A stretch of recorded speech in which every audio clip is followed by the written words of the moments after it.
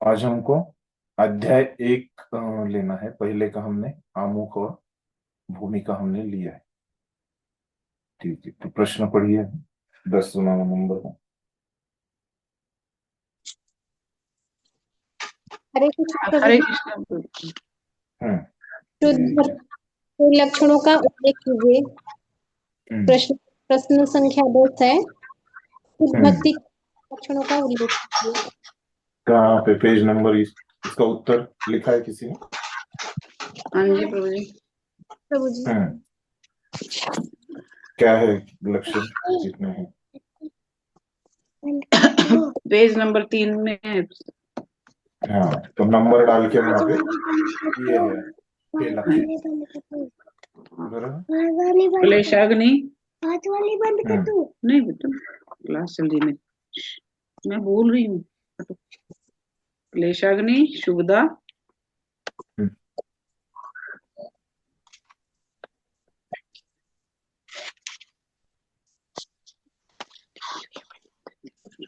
ठीक, वहां पे सबको मिला इसका उत्तर? किसी को समझ में नहीं आया ऐसी कोई है? जी। क्लेशाग्नि, सुभद्रा, चंद्रानंदा, हम्म, सुदुर्लभा, हम्म, मोक्ष लघु 6 वहां पे ना। लघुताकृत, कृष्णा हम्म, कर्षणी, कृष्णाकर्षणी, जी, जी, जी। कृष्णाकर्षणी तथा हाँ, हाँ। तो ये जो है प्रभु जी ने बताया, ये क्या है? 6 लक्षण है। किसके लक्षण है ये? शुद्ध भक्ति के लक्षण। शुद्ध भक्ति के। हाँ, स्पष्ट है सभी को? तो आगे आगे लेते हैं। अगला हरे प्रश्न पढ़िए कोई। प्रभु जी। बोलिए। मतलब इसमें जो ब्रैकेट में लिखा है वही आंसर लिखना है। ये शुद्ध भक्ति समस्त प्रकार के भौतिक क्लेश से अविलंब राहत देती है, ये सब नहीं लिखना। हाँ, दोनों में से एक लिखा तो भी आपको मार्क मिल जाएंगे। दोनों लिखा तो बहुत ही अच्छा। एक तो ओ, हिंदी में लिखिए, नहीं तो संस्कृत वाला वो लिखिए। जी जी, हम्म, ओके प्रभु जी जी। बराबर से। हाँ, हरे कृष्ण प्रभु कम जी। से कम दोनों में से एक लिखना है। दोनों लिखेंगे तो अच्छा है। हाँ, हाँ, और कुछ कोई बोल रहा था? प्रभु जी एक लिखेंगे तो भी चलेगा कि दोनों ही लिखने जरूरी है? एक लिखना तो भी आपको पूरे मार्क मिल जाएंगे। ठीक है प्रभु जी, एक तो हरे ही, हाँ, कृष्ण। बराबर लिखिए, लेकिन रिपीट मत कीजिए। 6 अलग अलग लिखेंगे जी तो। प्रभु जी। हाँ, नहीं तो एक जगह पे एक नंबर पे आप लिखेंगे, ऐसे लिखेंगे क्लेशाग्नि लिखेंगे, और 2 नंबर पे लिखेंगे शुद्ध भक्ति के समस्त प्रकार के भौतिक क्लेश से अविलंब राहुल। ऐसे मतलब क्या हो गया? एक ही लक्षण हो गया आपका, है ना? आपने बस नंबर 2 डाले, इन लक्षण एक ही लिखा। ऐसे मत लिखिए, है ना? पूरे 6 लक्षण एक तो हिंदी में लिखना है, नहीं तो संस्कृत में लिखना है। ठीक है, अगला पढ़िए। हरे कृष्ण प्रभु जी। पाप में हाँ, कर्मों के 4 प्रभावों का उल्लेख कीजिए। जी। क्या अप्रारब्ध, है उसके? अप्रारब्ध, नहीं, अभी यहाँ पे क्या बोला है उन्होंने? प्रभाव पूछा है ना? पाप में कर्म के प्रभाव। प्रभाव मतलब क्या होता है कि उसका परिणाम, है ना? कि कैसे हमको पता चलता है कि किसी के पापमय कर्म है ना? उनका प्रभाव कैसे? जैसे सूर्य का प्रभाव हमको कैसे दिखता है? उनके प्रकाश के माध्यम से।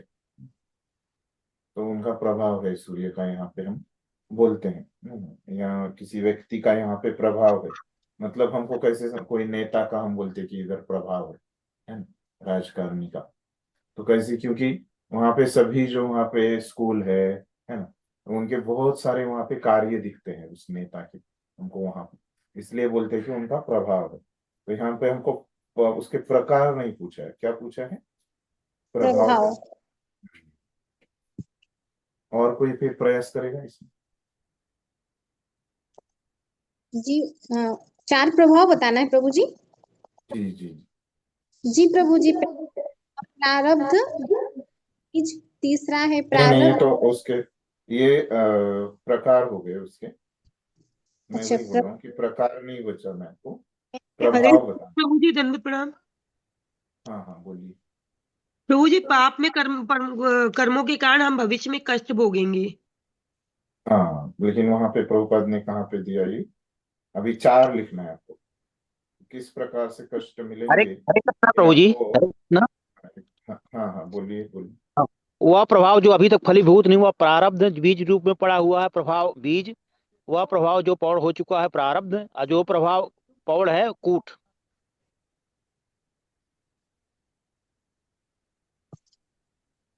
सिक्स। हरे कृष्ण। ये पेज नंबर 6 वो है। पेज नंबर 6 सबसे नीचे के पैराग्राफ में।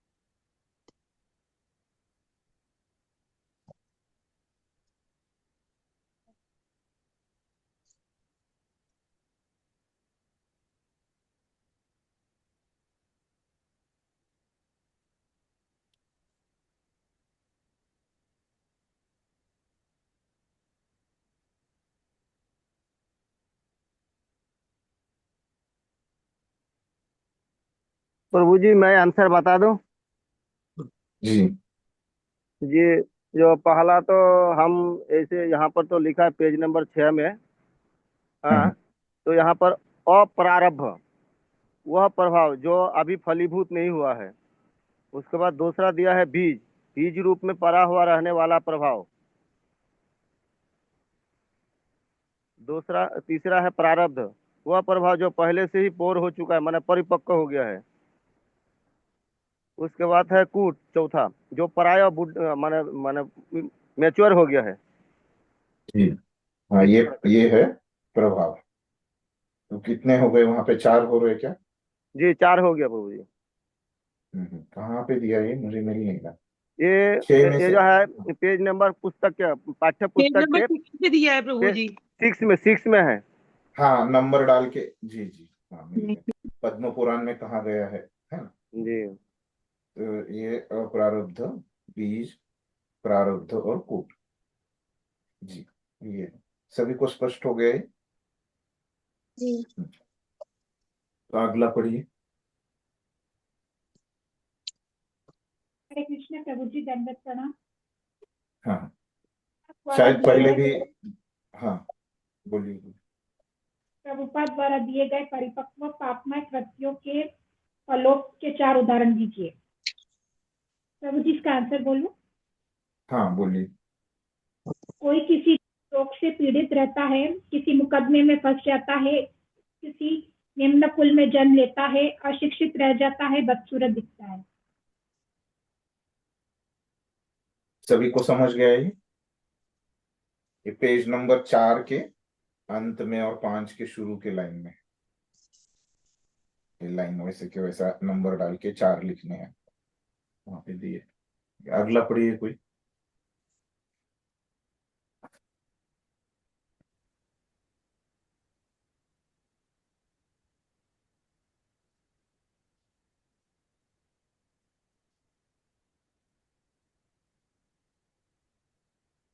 हरे कृष्ण अगला प्रभु पढ़िए जी। कोई। हाँ पढ़िए पढ़िए। जो जो वह आधुनिक वैज्ञानिक सुधारों के मध्य तुलना किस ओर संकेत करती है?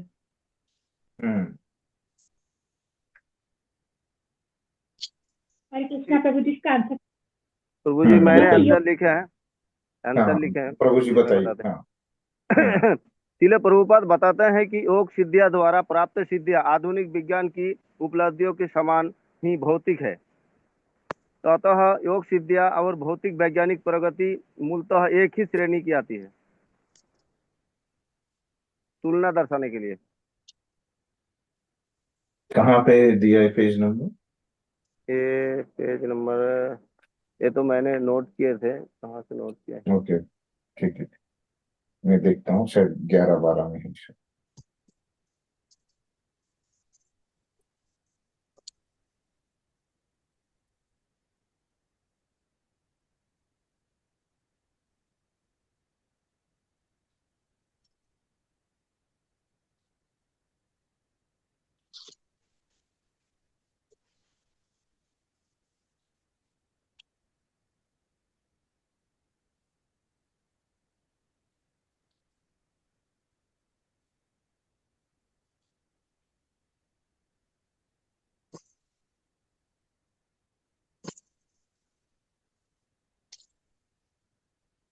और किसी ने कुछ अलग लिखा है इससे? प्रभु जी मैंने लिखा है, हरे कृष्णा प्रभु। हाँ हाँ पढ़िए। हरे कृष्ण प्रभु जी। एक जन पढ़िए। हाँ प्रभु जी मैंने ये लिखा है कि यह तुलना इस ओर संकेत करती है कि मनुष्य प्रगति की पूर्णता केवल भौतिक आविष्कार में नहीं बल्कि कृष्ण विज्ञान और अध्यात्म के समन्वय है, जहां बाह्य सुख और आंतरिक शांति दोनों का संतुलन हो। एक मिनट, मैं स्पष्टता से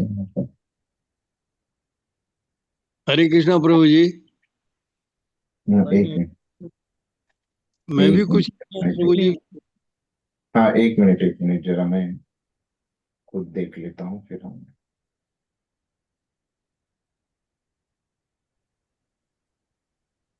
हरे कृष्णा प्रभु जी। हाँ बोलिए। यौगिक सिद्धियों व आधुनिक वैज्ञानिक सुधारों के मध्य तुलना से हम पाते हैं कि आधुनिक वैज्ञानिक उन्हीं सिद्धियों के प्रयत्नशील है जिसमें योग सिद्धियां करते हैं, उसमें कोई अंतर नहीं रह जाता। ऐसे नवकी हथियार विकसित कर लिए हैं जिससे इस लोक के किसी भी नगण्य भाग को विनष्ट कर सकते हैं, और योगी भी इच्छा सिद्धि के द्वारा केवल अपनी इच्छा अनुसार संपूर्ण लोक की सृष्टि और उसका संहार कर सकता है। हरे कृष्ण।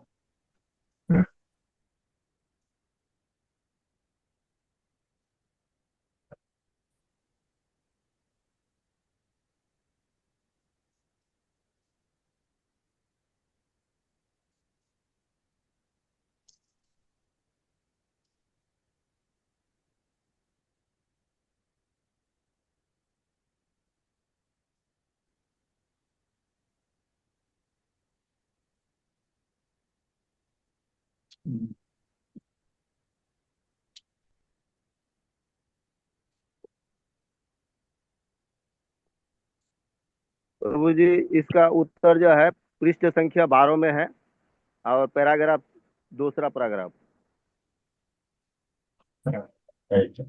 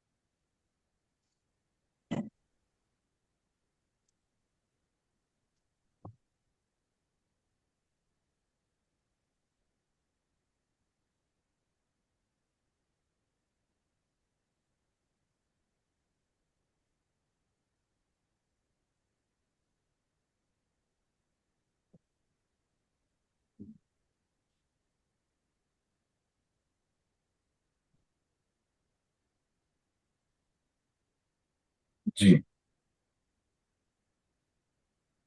बराबर है। 12वें पेज में ये जो दूसरे पैराग्राफ में इसका उत्तर। तो इसका उत्तर क्या है कि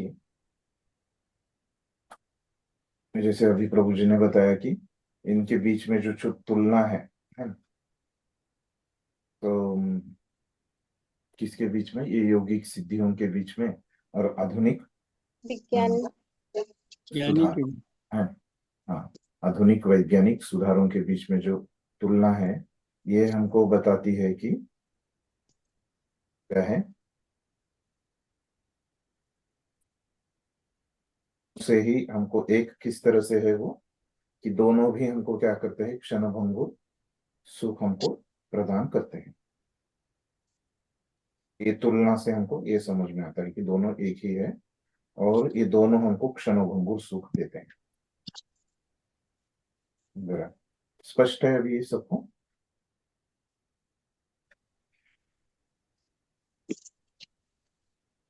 इसमें सब सभी सिद्धियों का वर्णन करना पड़ेगा प्रभु जी। नहीं, इतना वो संकेत करता है, इतना ही कुछ है, तुलना के बारे में कुछ है। वे यौगिक सिद्धियों के बारे में अगर पूछा, यौगिक सिद्धियों पे टिप्पणी लिखो, है ना, वहां पे वो लिखना पड़ेगा। ओह ठीक। रचना माता जी। जी। हरे कृष्ण प्रभु जी, इसमें हम ये बता सकते हैं कि इससे मतलब कि इससे हम भौतिक सुख की प्राप्ति होती है, इनसे हमें हमें इसमें भगवान की सेवा नहीं होती इनकी तुलना में। जरूरी नहीं, वो पूछा नहीं ना उन्होंने, बता सकते हैं वो तुलना से क्या पूछा हमको उन्होंने, है? वो है उसका, प्रभुपाद ने वो लिखा है, लेकिन यहाँ पे हमको वो पूछा नहीं है प्रश्न में, है? ठीक है, ऐसी नहीं आ रही। हरे कृष्णा प्रभु जी, तो आंसर एक लाइन में क्या लिखेंगे कि यौगिक सिद्धियां तथा भौतिक सिद्धियों में कोई अंतर नहीं है? आधुनिक यौगिक सिद्धियां और आधुनिक वैज्ञानिक, है ना, जी जी, आधुनिक सुधार के मध्य जो तुलना है वो इस ओर संकेत करती है कि इन दोनों में कोई अंतर नहीं है। हरे और हरे कृष्ण प्रभु जी, आवाज बहुत स्लो आ रही है। आवाज स्लो आ रही है, एक मिनट, यहाँ से कम है क्या देखता हूँ, मैं कुछ करता हूँ।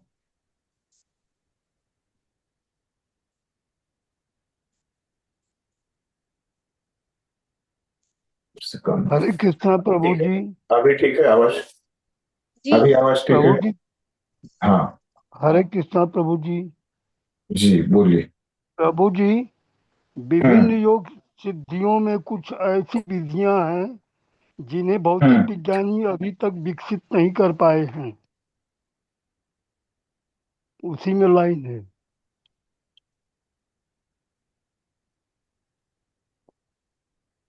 किधर, कौन से पेज नंबर पे? प्रभु जी हम आंसर लिखे, थोड़ा बताइएगा हमको। 12 पेज नंबर में। यौगिक सिद्धियों व आधुनिक। नहीं, वही मैं पूछ रहा हूँ, आपने जो पढ़ा प्रभु जी वो पेज नंबर कौन से में है?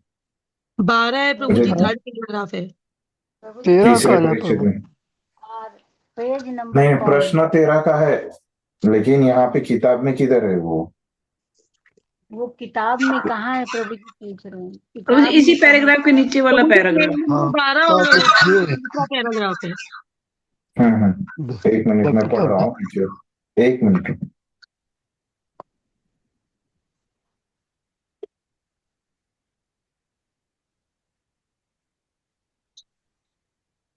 इसी में है, इसी में आंसर यही है।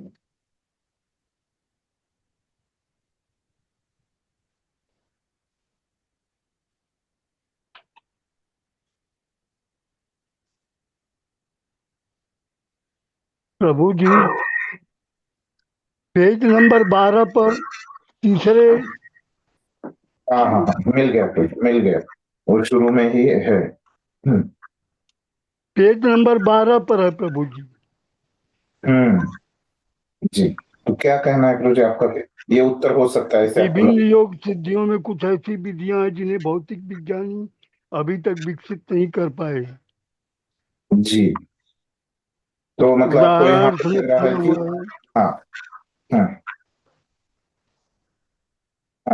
अभी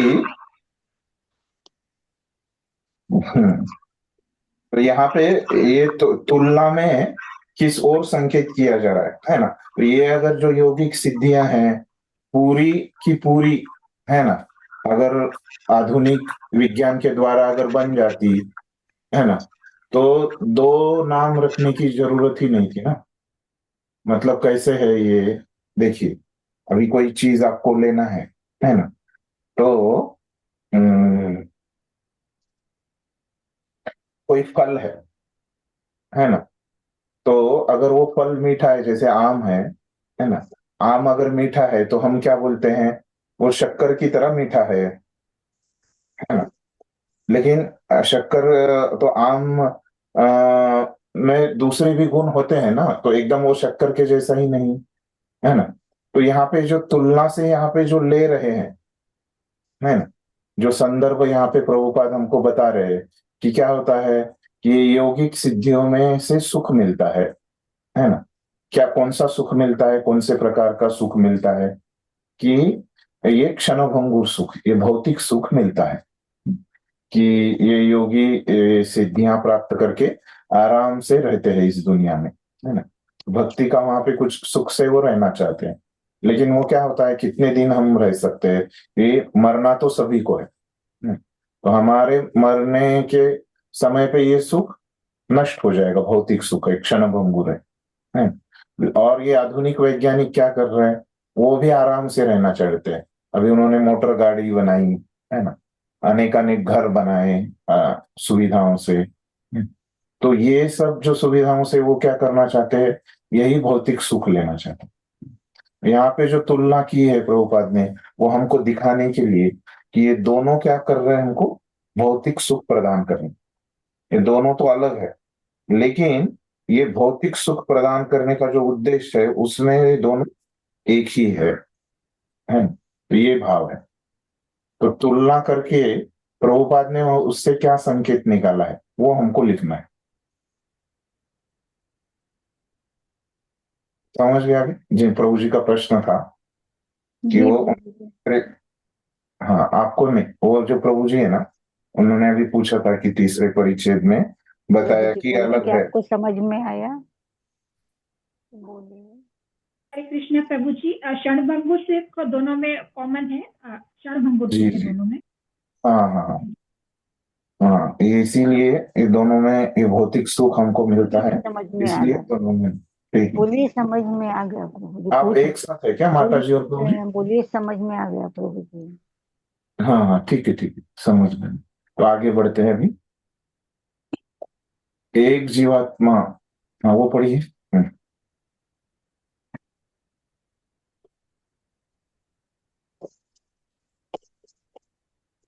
हरे कृष्ण। एक जीवात्मा को भक्ति प्रदान करने के लिए कृष्ण दुर्लभता से क्यों सहमत होते हैं? क्योंकि भगवान कृष्ण कृष्ण ने भक्ति देने को तैयार नहीं होता है, क्योंकि वो सो दुर्लभ है। जिसको दे देता है कृष्ण भक्ति, तो उसको अधीन हो जाता है, भक्तों के अधीन हो जाता है। इसलिए भगवान कृष्ण ने जल्दीबाजी किसी को भक्ति नहीं देते हैं, यही दुर्लभ है। हरे कृष्ण। 15 पे है ये आंसर 15 में शुद्ध मुझे भक्ति का 16 में लिख दुर्लभता। दिया है, भगवान भक्त के ईट दास बन जाते हैं, इसीलिए उनको भक्ति प्रदान नहीं करती है। पेज नंबर 16 में है। हाँ, संक्षिप्त में कृतदास एक वाक्य में बताना है, विस्तार से बताना है तो प्रभु जी ने जो बताया।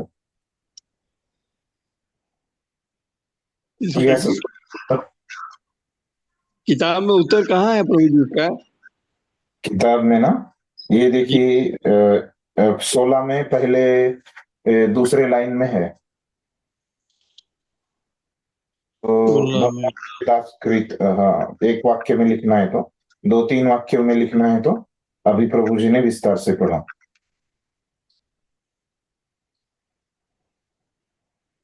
कहाँ से पढ़ा प्रभु जी आप?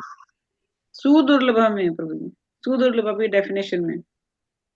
हाँ, सुदर्शन की डेफिनेशन। हाँ,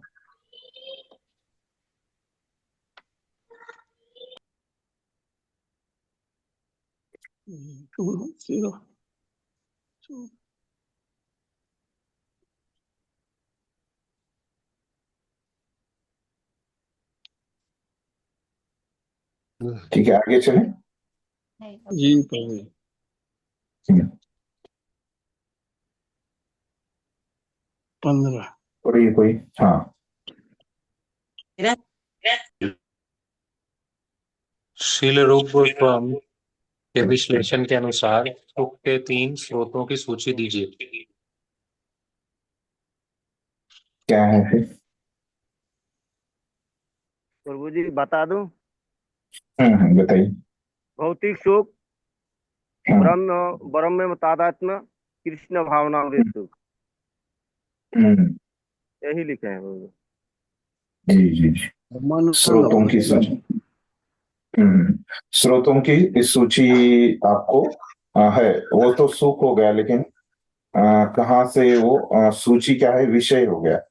भौतिक सुख मतलब भौतिक चीजों से, भौतिक भोग से प्राप्त, ऐसे लिखना पड़ेगा आपको। स्रोत पूछा है, म्यूट पे रखिए। में क्या लिखा है प्रभु जी? अपने अपने को म्यूट में रखिए, कितना आवाज आ रहा है। तो देखिए, आपको क्या पूछा है इस प्रश्न में? स्रोत पूछे हैं। मतलब स्रोत मतलब क्या होता है कि उगम स्थान, स्रोत, है ना। तो उसका उगम स्थान यहाँ पे बताना आपको आवश्यक है। पहला जो है भौतिक चीज, है ना, भौतिक चीजों से प्राप्त होने वाला। आप सुख का नाम बताओगे तो वो उतना उन्होंने पूछा नहीं। आपको क्या पूछा है उन्होंने? स्रोत पूछे हैं, है ना। तो भौतिक चीज, है ना, पहली जो है कि भौतिक वस्तु, या उसको क्या बोलते हैं? विषय, वैषयिक। तो ये पहला। फिर ब्रह्म से, तो ब्रह्म मतलब भगवान के शरीर का प्रकाश, है ना? जो ब्रह्म है उससे होने वाला सुख, वो स्रोत है ना। ब्रह्म ये स्रोत है सुख का। और तीसरा जो है ईश्वर, ईश्वर उसका स्रोत है, तीसरे स्रोत। उस स्रोत लिखने को आवश्यक है। जी जी। कहाँ पे मेंशन है? ये जो है ना, पेज नंबर 11 में पहला परिच्छेद में दिया।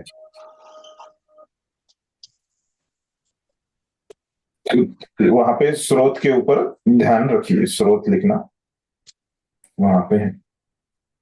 अगला पढ़िए कोई। ये स्पष्ट हो गया 15 तक अभी सभी को? किसी को कुछ शंका है यहाँ तक? पूछ हरे सकते। कृष्ण प्रभु जी, इसका क्या यहाँ पे 15वें का? 15 पेज नंबर 11 पे पहला परिच्छेद में। अच्छा, पहला परिचय, ठीक है। हम्म। और किसी को स्पष्ट नहीं? अगला पढ़िए कोई।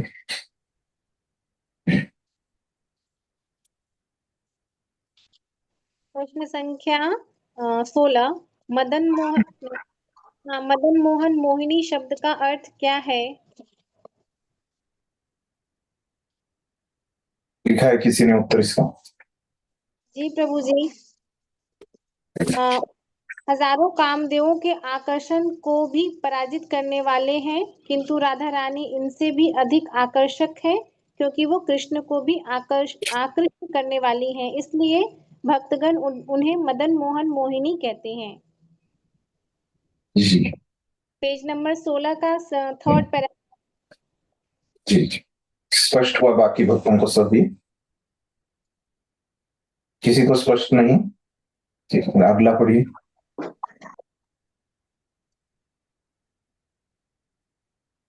अगला कोई पढ़िए। भक्ति में सेवा की 3 मुख्य श्रेणियों के नाम लिखिए।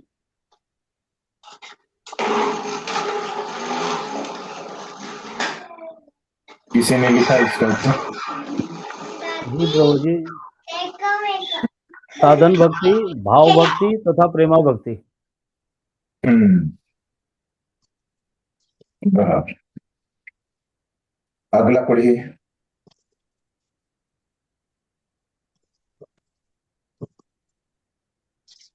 कृष्णा प्रभु जी, पेज नंबर कितना है? ये क्या? साधना भक्ति कैसे? वैदिक साधना पेज नंबर 19 पे, पेज नंबर 19 पे पहली लाइन। साधना भक्ति के 2 प्रकार, वैदिक साधना भक्ति, रागानुगा साधना भक्ति। एक ही कहाँ पे? बराबर। क्वेश्चन नंबर 18, साधना भक्ति के 2 प्रकार। जी जी। अगला पढ़िए। जी, वैदिक साधना भक्ति, रागानुगा साधना भक्ति। हाँ, अगला प्रश्न पढ़िए, बराबर है उत्तर। 2 प्रकार। सभी नियामक अगला सिद्धांतों नंबर में पढ़िए। सबसे आधारभूत नियामक सिद्धांतों में सबसे आधारभूत कौन सा है? सभी नियामक सिद्धांत, सभी नियामक इसने उत्तर लिखा है इसका। नियामक सिद्धांत, लिखा है प्रभु, कोशिश करता हूँ आपको। जी जी, बताइए। एकमात्र भगवान कृष्ण ही प्रकृति के नियमों के नियामक है। अगर गंभीरता पूर्वक कृष्ण की शरण में जाते हैं तो हमें अनेकानेक योनियों में जाने का डर नहीं सताएगा और हमें कृष्ण के धाम में भेज दिया जाएगा। तो जी मैंने इसमें ऐसा सोचा था कि मतलब always remember Krishna and never forget Krishna. मुझे भी वही लग रहा है कि यहाँ पे प्रभुपाद ने क्या दिया, मैं देखना चाहता हूँ। और पहला जो आपके पहले प्रभु जी ने बताया, कहाँ से लिखा प्रभु जी, अपने पेज नंबर कहाँ से लिखा? प्रभु जी मुझे थोड़ा सा ढूंढना पड़ेगा, याद नहीं है, मैं नोट कर लिया। हाँ हाँ, देख के बताइए। और किसी ने कुछ लिखा है इसका? जी प्रभु बताते हैं, सदैव कृष्ण का स्मरण करना और कभी नहीं भूलना सबसे मूल नियम। तो कौन से पेज नंबर पे है प्रभु जी? पेज नंबर तो उसी दिन नोट कर दिए थे, देखते हैं।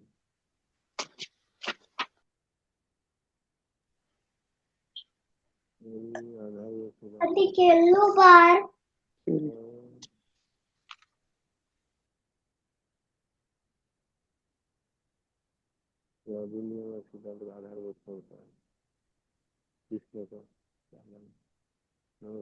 भक्त अपने विशिष्ट अर्थ प्रभु जी मैं बताऊं, जो लिखा था आपका मिल गया मुझे, आप देख लीजिएगा। भैया है ना? ये तो पेज पेज नंबर नंबर बताइए। 23 है प्रभु जी। 23 में सेकंड पैराग्राफ में लास्ट के 4 लाइन है। ओके, एक मिनट में देखता हूँ।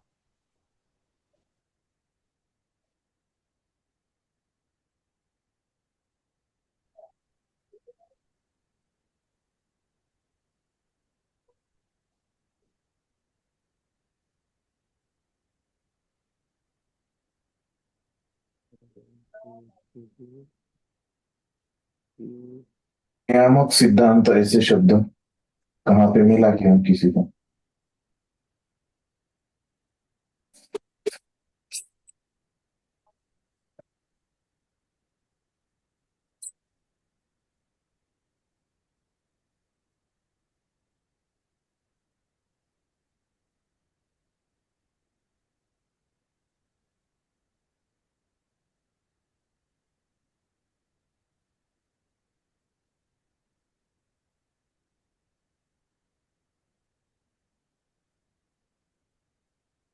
यहाँ पे इसका उत्तर है पेज नंबर 24 में, तीसरे परिच्छेद में। तीसरे परिच्छेद में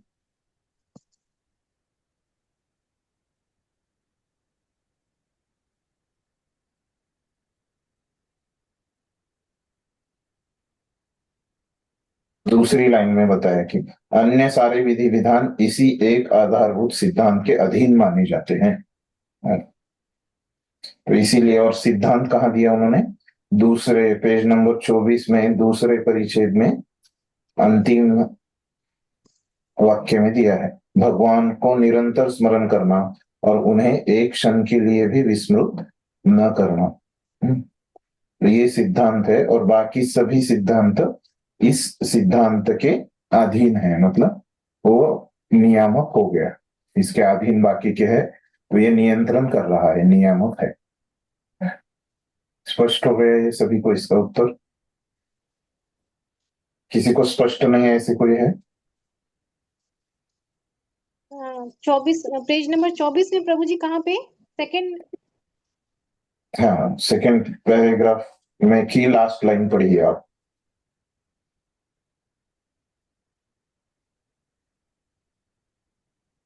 मिला क्या आपको? नहीं प्रभु जी। चाहे कोई नौसिखिया ब्रह्मचारी हो या अनंत प्रगत सन्यासी। यहाँ पे लास्ट लाइन बोलो, लास्ट। पूर्ण पूर्ण विराम के बाद लास्ट लाइन देखिए ना। जी जी, ये विभिन्न वर्ण या तथा आश्रम योग्यता के आधार पर बने हैं। जी प्रभु जी। नहीं, दूसरे परिच्छेद का बोलो। भगवान को शब्द से चालू होती है लास्ट लाइन। मनुष्य को चाहिए कि वो अपने मन को ध्यान द्वारा सदैव विष्णु के स्वरूप पर स्थित रखे और उन्हें क्षण भर भी न भूले। Page number 24। हाँ नहीं, उसमें पेज नंबर 24 में पहला परिच्छेद है अपने जीवन के। जी, पहला परिच्छेद जो है हमें अपने जीवन की, और इससे चालू हो रहा है। वही पेज पे है क्या आप लोग? अभी एक माता जी पूछ रही थी, वो उसी पेज पे है क्या? जी प्रभु जी। जी 24। आप 24 नंबर का पहला परिच्छेद का लाइन पढ़िए आप। जी प्रभु जी, मिल गया। हमें अपने जीवन के कार्यकलापों को इस प्रकार ढालने का प्रयत्न करना चाहिए कि हम विष्णु या हाँ, ये आपका पहला है परिच्छेद, है ना। दूसरा परिच्छेद यह विधि विधान, है ना। जी सभी वर्णों तथा हाँ, आश्रमों पर। अभी इसका लास्ट लाइन, दूसरे परिच्छेद का लास्ट लाइन देखिए क्या है। वो भगवान को से चालू होता है, भगवान को निरंतर स्मरण करना और उन्हें एक क्षण के लिए भी विस्मृत न करना। मिला क्या? नहीं, ये नहीं मिल रहा प्रभु। हाँ जी प्रभु जी, मिल गया ये। हाँ, वो उनका किताब का एडिशन जरा अलग है। प्रभु जी कोई तो इसका एक फोटो भेज दीजिए, वो माता जी को नहीं मिल रहा है, उनको मिल जाएगा। ठीक, आपकी किताब थोड़ी अलग है लग रहा है माता जी। आप किसी को भक्त का मदद लेके आप समझ लीजिए, नहीं तो अगले। हाँ, जी जी आप प्रभु जी। उत्तर तो समझ गया ना, ये लिख लीजिए आप, तो किताब बाद में मिल जाएगी। हाँ ठीक है, अगला पढ़िए कोई। प्रभु जी हरे कृष्ण। क्लियर कर दीजिए प्रभु जी, इसमें जो आपने तीसरा परिच्छेद बोला उसमें से वो 2 लाइन नहीं आएंगे जो आपने पहले बताया, अन्य सारे विधि विधान इसी के? नहीं, उसे तीसरे हाँ नहीं, वो तीसरे परिच्छेद से मैंने क्यों बताया कि आपको समझ में आ जाए कि ये नियामक सिद्धांत है ना, इसीलिए वो तो वही लाइन आएगा खाली जो आपने बताया सेकंड परिच्छेद से। हाँ, वही हमको वही पूछा ना उन्होंने, कौन सा है वही पूछा जी प्रभु, है ना। तो कौन सा है वो सिद्धांत वहां पे दिया है दूसरे परिच्छेद में, और वो नियामक सिद्धांत कैसे है ये उन्होंने ना, तो इसीलिए वो दोनों चीज मैंने बताया। ठीक है बाबू, थैंक यू बाबू। पढ़िए अगला प्रश्न कोई तो पढ़िए। प्रभु जी, जो भगवत गीता के संदेश का प्रचार करता है उसे भोजन कराने से क्या लाभ है? प्रभु जी, मैंने इसका उत्तर ये लिखा है इसमें से, बुक में से। जो व्यक्ति गीता के संदेश का उपदेश देता है वह कृष्ण को अत्यंत प्रिय होता है। इसकी पुष्टि गीता में ही की गई है। ऐसा उपदेशक वास्तव में ब्राह्मण होता है और इस तरह उसे भोजन कराने से साक्षात भगवान को भोजन कराया जाता है। प्रभु जी मैंने शॉर्टकट में लिखा है, मैं बताते हैं। यह स्वयं कृष्ण को भोजन कराने के समान है। जी,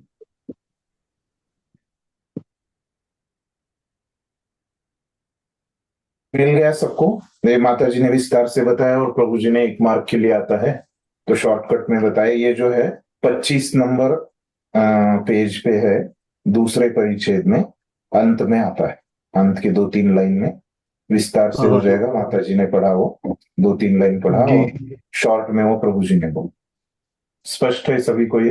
यहाँ पे हैंड रेज किया कि कुमार भाटिया प्रभु, आप बोलिए।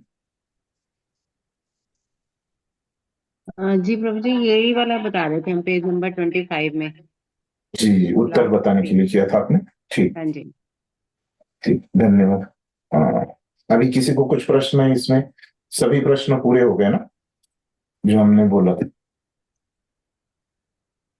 ठीक है, तो अभी अपना अभ्यास चालू करते हैं। ये हो गया पूरा।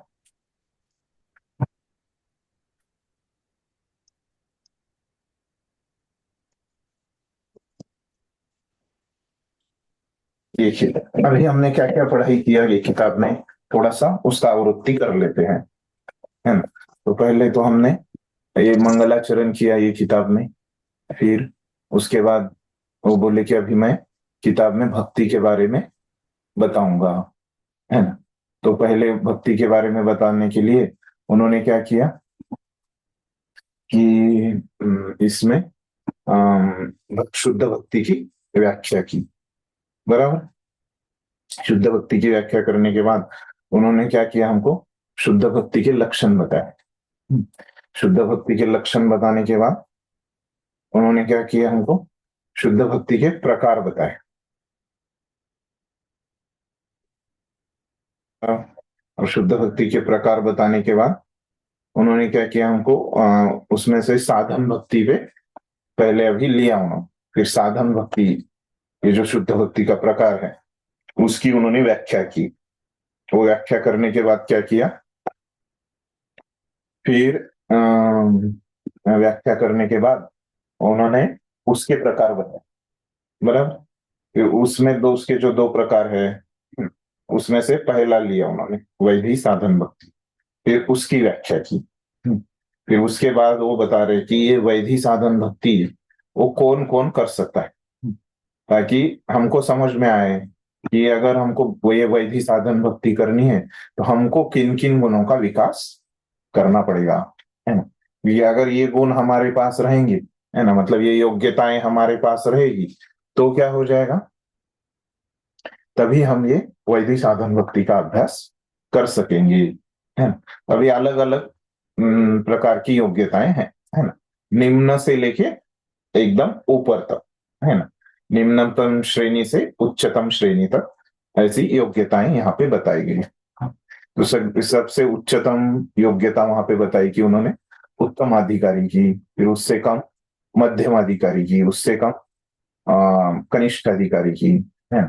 और फिर एक चौथी योग्यता उन्होंने बताई कि कैसे अभी तो वो व्यक्ति मिश्र भक्ति कर रहा है, लेकिन वो मिश्र भक्ति करेगा और करते करते वो एक दिन शुद्ध हो जाएगा।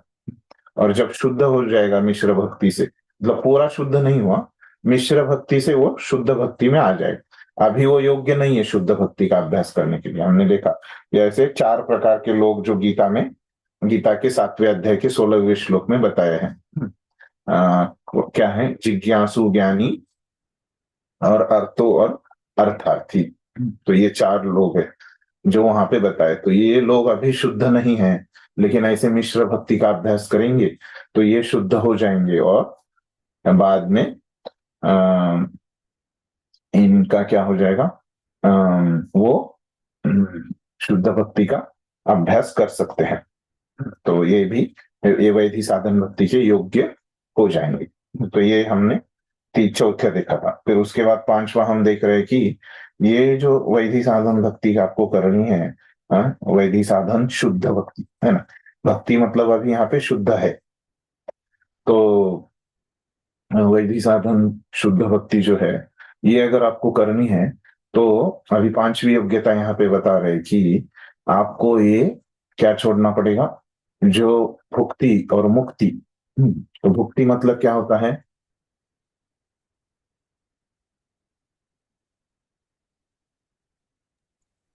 भोगने की सुख। भोग जो होते हैं भौतिक भोगों से प्राप्त होने वाला सुख। हाँ, भौतिक भोगों से प्राप्त होने वाला सुख जी।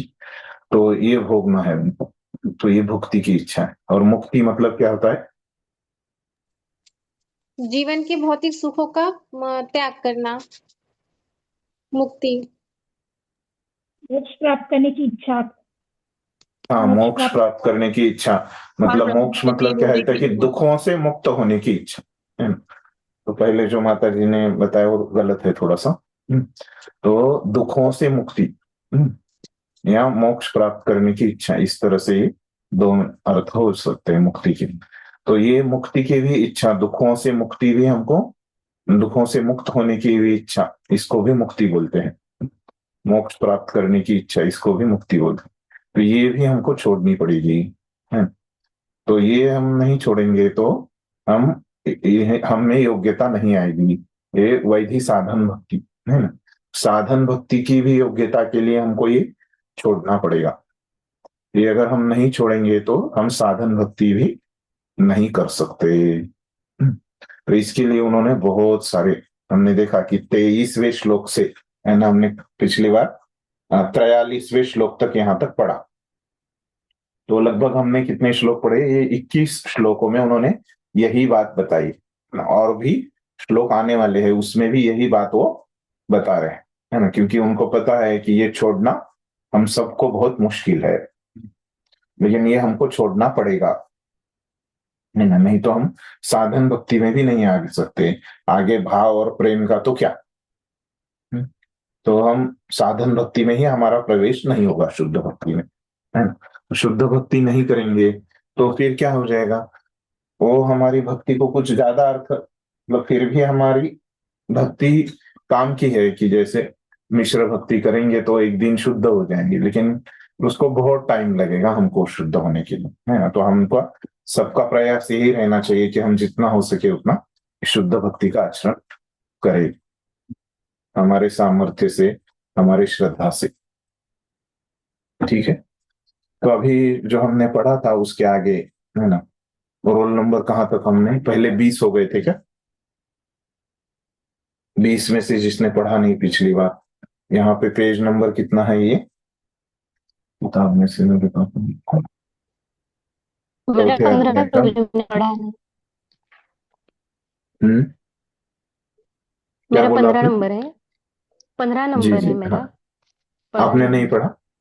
हाँ हाँ नहीं जी, पढ़ा। पढ़िए यहाँ से, पढ़िए। इसी प्रकार पद्म पुराण में भी कार्तिक मास अक्टूबर नवंबर में किए जाने वाले अनुष्ठान के प्रसंग में एक कथन आता है। इस मास में वृंदावन में भगवान कृष्ण की पूजा दामोदर के रूप में करने का विधान है। यह दामोदर रूप श्री कृष्ण के बाल्यकाल का सूचक है। जब उनकी माता यशोदा ने उन्हें रस्सी से बांध दिया था। दाम का अर्थ है रस्सी और उदर का अर्थ है पेट। माता यशोदा ने नटखट कृष्ण से तंग आकर उनको उदर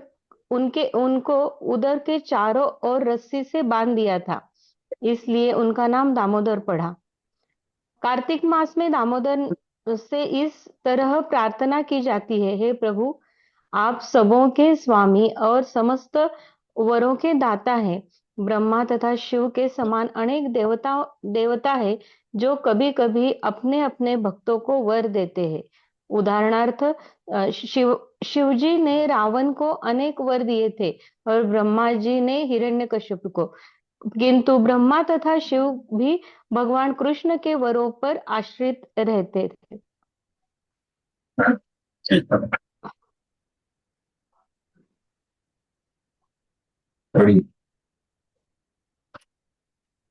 आश्रित रहते हैं, इसलिए कृष्ण को समस्त वरों का दाता कहा गया है।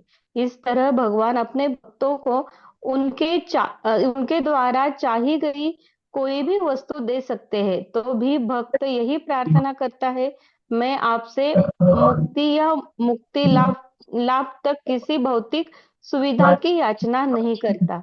मुझे तो आपकी इतनी ही कृपा चाहिए कि मैं सदैव आपके इस दामोदर स्वरूप का चिंतन करता रहूं, जिसका दर्शन मुझे इस समय हो रहा है। आप इतने सुंदर तथा आकर्षक है कि मेरा मन आपके इस अद्भुत रूप के अतिरिक्त और कुछ भी नहीं चाहता। इसी प्रार्थना में इसके हाँ, हरे आगे कृष्णा, आता है। हरे कृष्णा, मेरा आवाज आ हरे रहा है? कृष्णा। हाँ, हाँ, हरे कृष्णा। यहाँ पे धन्यवाद मैंने, जी जी धन्यवाद, यहाँ तक मैंने जो मार्क किया है, यहाँ पे निशानी लगाई है ना, तो यहाँ तक ये अपने 44वें श्लोक का अर्थ है। तो 44वां जो श्लोक है ना, तो आप सबको वो याद होगा, है ना, हम एक महीना जो गाते हैं, है ना, तो वो श्लोक है 44वां श्लोक, है ना। इसके 45वां भी श्लोक उसी में से है ना, लेकिन यहाँ पे ये जो 44वां श्लोक है, लेकिन एक मैं वो पढ़ता हूँ, वो क्या है? वरम देव मोक्षम न मोक्षवधिम वा न चान्यम रणेयम वरेशादपि। इदम तेव पूर्णाथ गोपाल बालम सदा में मनस्या अविरहस्ताम की मन्ने। ये श्लोक है, आपको इसका अर्थ क्या है मूल, कि हे भगवान, है ना, सत्यव्रत मुनि वहां पे प्रार्थना कर रहे हैं, वो उन्होंने लिखा है दामोदर अष्टकम। तो वो बोल रहे कि हे भगवान, कि मुझे मुक्ति नहीं चाहिए, न चान्यम ऋणेय वरेशादपिहा। और ये मुक्ति की तरफ जो भी रास्ता है लेके जाना, उस रास्ते पे भी मुझे नहीं जाना है। जो भी कार्य मुक्ति मुझे देंगे, लेने के लिए मदद करने वाले हैं, वो कार्य भी मुझे नहीं करने हैं, और मुक्ति भी नहीं चाहिए। तो मुझे क्या करना है फिर, क्या देखना है? तो वो बोलते हैं कि मुझे बस दर्शन चाहिए। इदम तेव पूर्णाथ गोपाल बालम, है ना। तो जो आपका गोपाल के रूप में, छोटे से बच्चे के रूप में जो रूप है ना, उस रूप का मुझे दर्शन चाहिए। इसके सिवा मेरे मन में और कुछ आपको मांगने की इच्छा नहीं है ना। इस प्रकार से वो प्रार्थना करें। तो हम देख सकते हैं यहाँ पे कि कैसे उन्होंने मुक्ति को छोड़ दिया है ना। मुक्ति मुझे नहीं चाहिए, मुझे क्या चाहिए, केवल भक्ति चाहिए। भगवान का दर्शन लेना एक भक्ति का अंग है। इस प्रकार से उन्होंने श्लोक में बोला है। तो प्रभुपाद अभी इस श्लोक के ऊपर अपना तात्पर्य दे रहे हैं, है ना। तो प्रभुपाद वहां पे हमको बता रहे कि इसी प्रकार पद्म पुराण में भी, है ना। तो ये श्लोक कहाँ से आए? तो पद्म पुराण में कार्तिक मास का महिमा है, तो उस महिमा में ये श्लोक आता है। तो बोल रहे कि इस महीने में क्या होता है, वृंदावन में भगवान कृष्ण की पूजा दामोदर के रूप में करने का विधान है। और यह दामोदर रूप क्या है फिर? कृष्ण जब छोटे रहते हैं, बाल्यकाल का सूचक है, उनके बचपन का ये दर्शाता है, सूचक है। तो क्या दर्शाता है बचपन में से? तो उनकी माँ ने उनको कैसे रस्सी से बांधा था। तो अभी बता रहे कि दामोदर, है ना, इस शब्द का अर्थ बता रहे। दामोदर में जो दाम है उसका अर्थ क्या होता है? रस्सी, है ना। और उदर मतलब क्या होता है? पेट। तो उनकी माता यशोदा ने उनको क्या किया था? रस्सी से उनके पेट को बांध दिया था। पेट के ऊपर ऐसे रस्सी बांध के एक उखल को बांध दिया था, तो इसीलिए उनका नाम दामोदर ऐसे है। माता यशोदा ने नटखट कृष्ण से तंग आकर उनको उदर के चारों ओर रस्सी से बांध दिया था, इसलिए उनका नाम दामोदर पड़ा। कार्तिक मास में दामोदर से इस तरह प्रार्थना की जाती है ना। जो श्लोक है, मूल श्लोक, वो बता रहे कि आप सबों के स्वामी और समस्त वरों के दाता है। ब्रह्मा तथा शिव के समान अनेक देवता हैं जो कभी कभी अपने अपने भक्तों को वर देते हैं। भगवान भी वर देते हैं और ये देवता भी वर देते हैं। तो ब्रह्मा ने शिव जी ने रावण को अनेक वर दिए थे, और ब्रह्मा जी ने हिरण्यकशिपु। तो उनके उदाहरण बता रहे, तो किसको किसको उन्होंने वर दिया। तो किंतु ब्रह्मा और शिव भी भगवान कृष्ण के वरों पर आश्रित रहते हैं। तो ये जो मतलब ये जो यहाँ पे कहा है, वरम देव मोक्षम न मोक्षम वर देव, है। तो भगवान कैसे सभी समस्त वरों के दाता है, ये बात बताने के लिए, है ना, बता रहे कि जो देवी देवता भी जो वर देते हैं वो किसकी मदद से देते हैं? भगवान की मदद से। इसीलिए भगवान क्या है? वर देव है, समस्त वरों को प्रदान करने वाले हैं, समस्त वरों के दाता है, उसका निष्कर्ष निकाला उन्होंने। भगवान के सिवा अन्य इस दुनिया में कोई भी वर नहीं दे सकता, है ना। तो ऐसे हमको लगेगा कि कोई अन्य दे सकता है, लेकिन वो हमारी क्या होगी? केवल भूल ही होगी, है ना। वो भी व्यक्ति जो वर दे पा रहा है ना, तो भगवान की वजह से ही दे पाता है। भगवान ही वर देव है। इस तरह भगवान अपने भक्तों को उनके द्वारा चाही गई कोई भी वस्तु दे सकते हैं। तो भक्त कुछ भी अगर मांगेंगे तो भगवान दे देते हैं। अभी हमने एक प्रश्न का उत्तर भी देखा कि भगवान कैसे भक्तों के दास हो जाते हैं। कृत दास मतलब खरीदे हुए दास बन जाते हैं। तो भी भक्त यही प्रार्थना करता है, मैं आपसे भक्ति या मुक्ति लाभ तक किसी भौतिक सुविधा की याचना नहीं करता। तो भक्तों को तो वहां पे पर्याय है ना, कि वो कुछ भी मांगे भगवान से, लेकिन भक्त वो पर्याय नहीं चुनते, है ना, कुछ भी नहीं मांगते। तो भक्त क्या मांगते हैं फिर? वो भौतिक चीज नहीं मांगते, मुक्ति नहीं मांगते, भुक्ति नहीं मांगते, वो केवल भक्ति ही मांगते हैं। तो यहाँ पे जो दामोदर अष्टकम लिखा है सत्यव्रत मुनि ने, उसमें भी वो क्या कर रहे हैं? भक्ति ही मांग रहे हैं। मुझे तो आपकी इतनी ही कृपा चाहिए कि मैं सदैव आपके इस दामोदर स्वरूप का चिंतन करता हूं। केवल भक्ति की ही वो याचना है, जिसका दर्शन मुझे इस समय हो रहा है। आप इतने सुंदर तथा आकर्षक है कि मेरा मन आपके इस अद्भुत रूप के अतिरिक्त और कुछ भी नहीं चाहता। तो मेरा मन भी कुछ नहीं चाहता और मुझे भी इसके अलावा अन्य कुछ नहीं चाहिए। इस प्रकार से उन्होंने बोला है, मतलब उन्होंने क्या किया वहां पे? केवल भक्ति की याचना की है। ठीक है, अगला कोई 1 से 25 में अभी पढ़िए, किसका बच्चा है तो। हरे कृष्णा प्रभु जी, दंडवत प्रणाम। हाँ जी। मेरा ऑपरेशन हुआ है आंखों का, तो मैं पढ़ सकती हूँ क्या प्रभु जी? ऐसा सुनाई नहीं दिया, आपका क्या हो गया? आंखों का ऑपरेशन हुआ है, तो मैं पढ़ सकती ओके हूँ ओके, क्या? मेरा नहीं तो नहीं आपको डॉक्टर ने बोला है तो पढ़िए, नहीं तो बहुत सारे दूसरे भक्त भी है मेरा आपके मेरा ऊपर।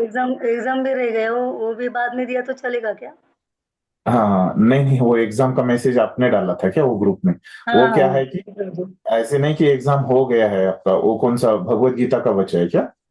नहीं नहीं नहीं, अभी आपने जो ये नहीं नहीं, लिया वो ना। मैंने नहीं डाला था, वो ऑफिस वालों ने वो मैसेज डाला था। वो उन्होंने क्यों डाला मैसेज कि जब एग्जाम होगा उस समय के नियम वो कभी कभी भूल जाते हैं ना, या ऐसे करना है डालना है एग्जाम के पहले, तो उन्होंने डाल के रही रखा। हमारा हमारा तो 5वां अध्याय, ये 4था अध्याय के अंत में ही है हम लोग, है ना, तो ठीक 19 है। अध्याय हमको पूरे करने हैं, उसके बाद परीक्षा होगी, है ना। हाँ, इसमें हमें पता ही नहीं चला कि कब हुए हैं हाँ, प्रभु जी। आपने ये शायद तो मैं मंदिर में आया नहीं पर। जी जी, प्रोग्राम है ना, आपको इसलिए डॉक्टर ने बोला है तो पढ़िए, नहीं तो अन्य को अभी पढ़ने के लिए। रोज 19 ठीक है में प्रभु। पढ़ो।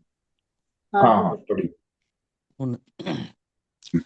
इसी प्रार्थना में आगे आता है, हे दामोदर, एक बार जब आप नटखट बालक के रूप में नंद महाराज के घर खेल रहे थे, तो आपने दही भरी मटकी तोड़ दी, जिसके कारण माता यशोदा ने आपको अपराधी मानकर रस्सी द्वारा उखल से बांध दिया।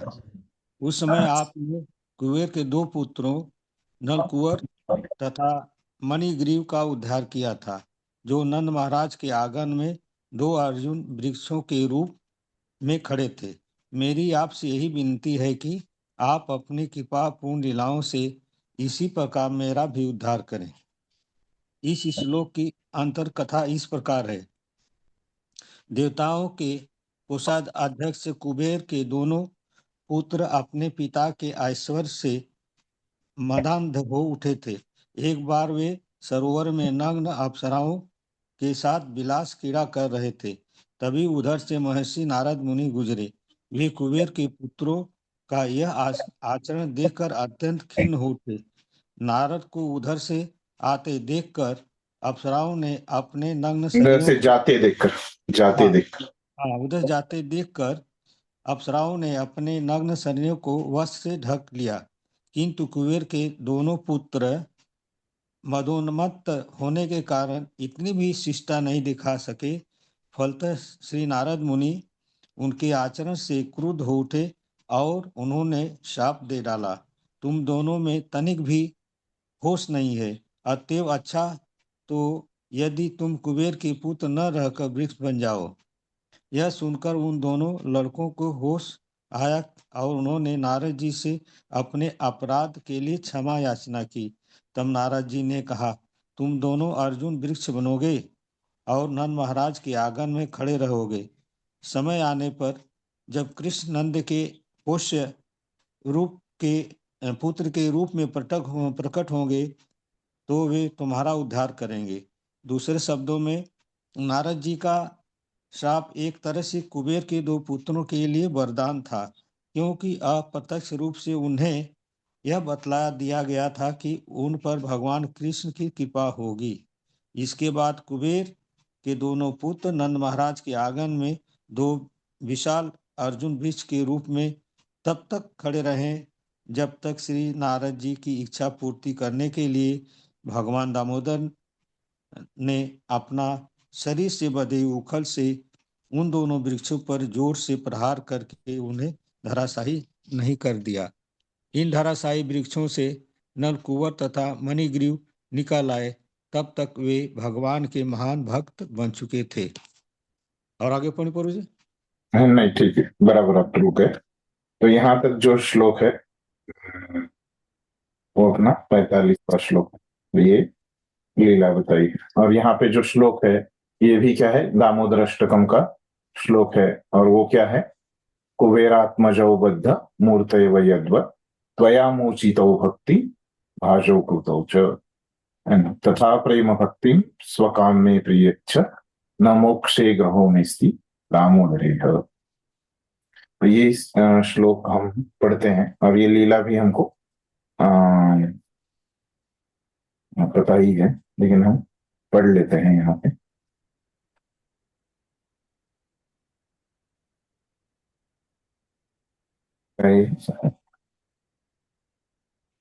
तो इसी प्रार्थना मतलब क्या, ये जो 44वां श्लोक है वो दामोदर अष्टकम का है, तो 45वां भी उसी से लिया गया है, इसलिए इस प्रकार लिख रहे थे ऊपर। इसी प्रार्थना में इसके आगे है ना, तो इसके आगे ही श्लोक आता है ना, कौन सा, कुबेरात्मजो। अभी उसका अर्थ बता रहे। उस श्लोक का अर्थ क्या है कि हे दामोदर, एक बार जब आप नटखट बालक के रूप में नंद महाराज के घर में खेल रहे हैं, सत्यव्रत मुनि प्रार्थना कर रहे कि भगवान आप जब बचपन में नटखट बालक के रूप में नंद महाराज के घर में खेल रहे थे तब क्या हो गया, तो आपने दही भरी मटकी तोड़ दी, जिसके कारण माता यशोदा ने आपको अपराधी मानकर रस्सी के द्वारा उखल से बांध दिया, है ना। ये तो लीला हमको पता है। तो उस समय आपने कुबेर के दो पुत्रों नल कुंवर तथा मणिग्रीव का उद्धार किया था, जो नंद महाराज के आंगन में दो अर्जुन के वृक्षों में खड़े थे। तो ये अर्जुन वृक्ष मतलब क्या है कि वृक्षों का एक प्रकार है ना, ये गीता वाला अर्जुन नहीं है।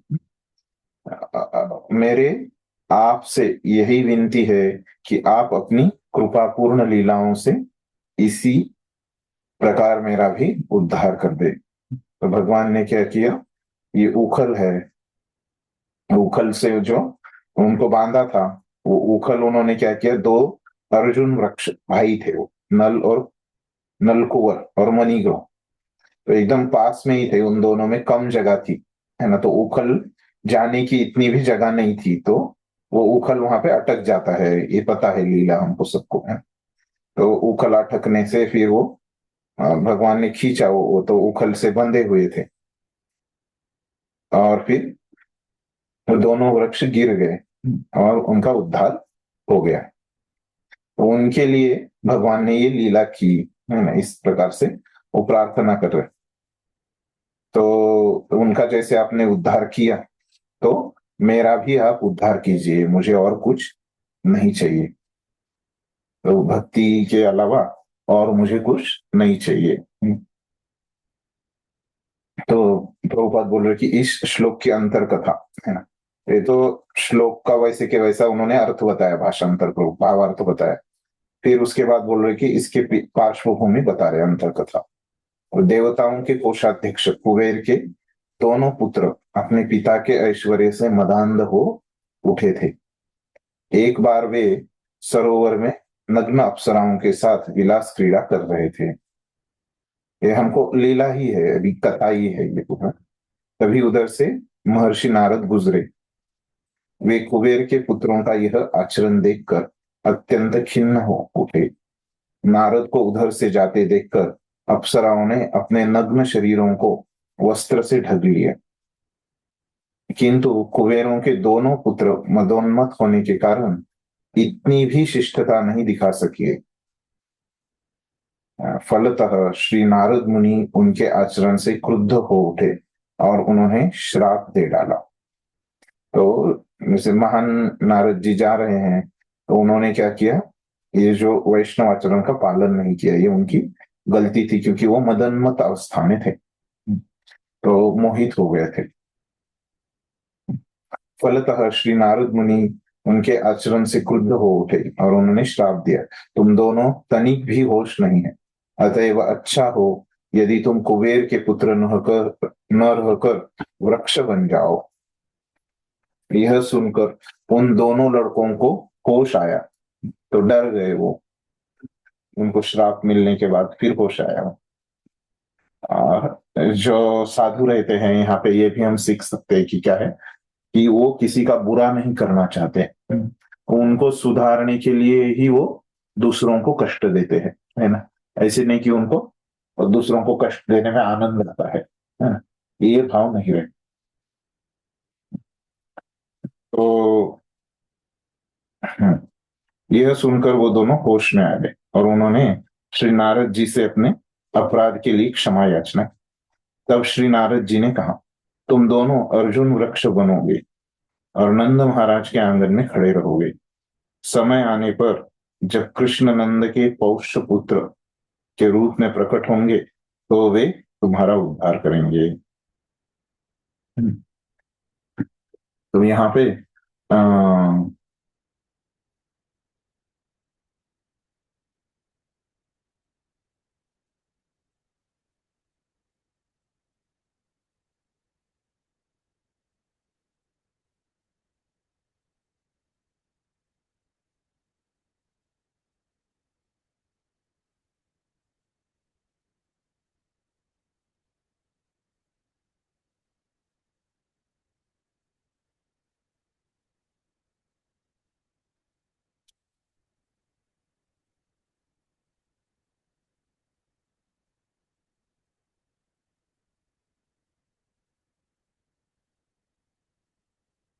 नहीं आ रही प्रभु जी, हरे कृष्णा।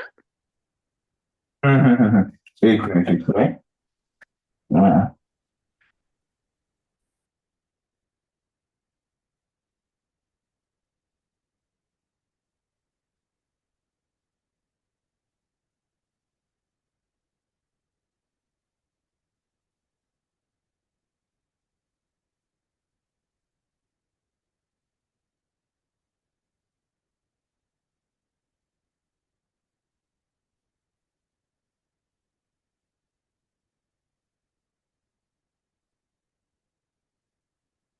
ये पौष्य पुत्र का मैं अर्थ देख रहा था, तो नंद, कृष्ण नंद के पौष्य मतलब उन्होंने बस उनका पोषण किया है, जन्म नहीं दिया, ऐसे अर्थ है उसका। पालक पुत्र बोलता है इसको हिंदी साहित्य में पालक पुत्र बोलता है। जी जी जी, पालक पुत्र के रूप में प्रकट होगी, तो वो मैं चेक कर रहा था डिक्शनरी में। नंद के पौष्य पुत्र के रूप में प्रकट होंगे तो वे तुम्हारा उद्धार करेंगे। दूसरे शब्दों में नारद जी का श्राप एक तरह से कुबेर के पुत्रों के लिए वरदान था, क्योंकि अप्रत्यक्ष रूप से उन्हें यह बतला दिया गया था कि उन पर भगवान कृष्ण की कृपा होगी। तो नारद जी ने उनको अप्रत्यक्ष रूप में उनको बोला था कि भगवान ही तुम्हारा उद्धार करेंगे। इसके बाद कुबेर के दोनों पुत्र नंद महाराज के आंगन में दो विशाल अर्जुन वृक्षों के रूप में तब तक खड़े रहे जब तक श्री नारद जी की इच्छा पूर्ति करने के लिए भगवान दामोदर ने अपने शरीर से बंधे उखल से उन दोनों वृक्षों पर जोर से प्रहार करके उन्हें धाराशाही नहीं, प्रहार मतलब वो अटके थे तो खींचा उन्होंने, है ना, तो खींचने को वो प्रहार बोल रहे। इन धाराशाही वृक्षों से नल कुएं निकल आए, है ना, तब तक वे भगवान के महान भक्त बन चुके थे। ये तो लीला ही थी इसमें, ठीक है। यहाँ पे हमको संदर्भ में हमारे क्या था, यहाँ पे जो उन्होंने प्रार्थना की है तो भगवान की भक्ति ही उन्होंने मांगी है, मोक्ष इत्यादि कुछ नहीं मांगा है। फिर अगला जो है श्लोक है शीर्ष 26 से 30 में कोई पढ़ी?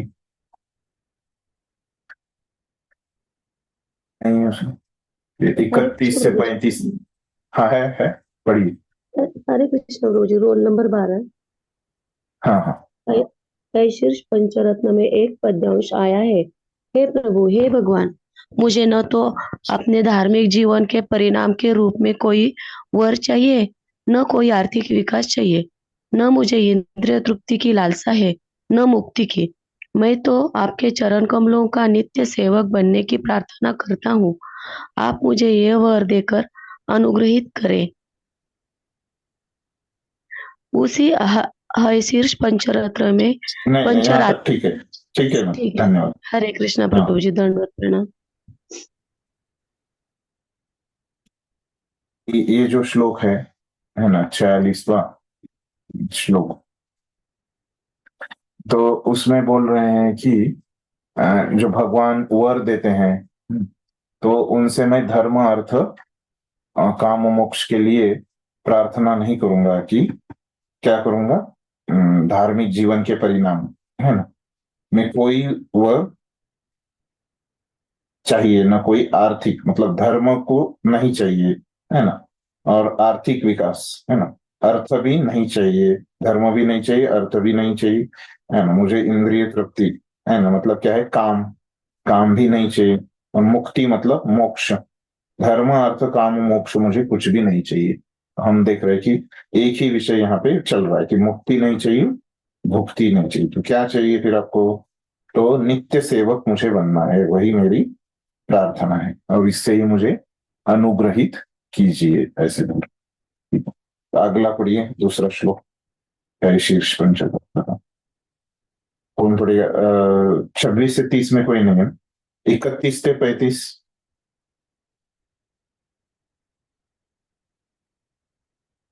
इसमें भी कोई नहीं, 36 से 40 में कोई है? प्रभु जी, हमारा 39 नंबर। ठीक। उसी है शीर्ष पंचरात्र में आया है कि जब नृसिंह देव ने प्रहलाद महाराज को वर देना चाहा, तो प्रहलाद ने कोई भौतिक वर नहीं स्वीकार किया। उन्होंने केवल यही याचना की कि मैं भगवान का नित्य भक्त बना रहूं। इस संदर्भ में प्रहलाद महाराज ने भगवान रामचंद्र के नित्य सेवक हनुमान का उदाहरण प्रस्तुत किया, जिन्होंने भगवान से कभी भी किसी भौतिक वर की याचना न करके एक आदर्श स्थापित किया। वे सदैव भगवान की सेवा में लगे रहे। हनुमान का यह चरित्र आदर्श है, जिसके लिए आज भी वे सारे भक्तों द्वारा पूजनीय है। प्रहलाद महाराज ने हनुमान को भी सादर नमस्कार किया है, हनुमान द्वारा किया है। जी, हो गया प्रभु? धन्यवाद। हाँ धन्यवाद। तो अभी ये श्लोक में क्या बता रहे हैं, ये भी उसी ग्रंथ है ना, ग्रंथ का नाम क्या है, ये शीर्ष पंचरात्र है ना, तो ये श्लोक है, तो इसका अर्थ क्या है कि मैं प्रहलाद महाराज को आदर देता हूँ। क्यों देता हूँ? क्योंकि उन्होंने केवल भक्ति को ही मांगा है।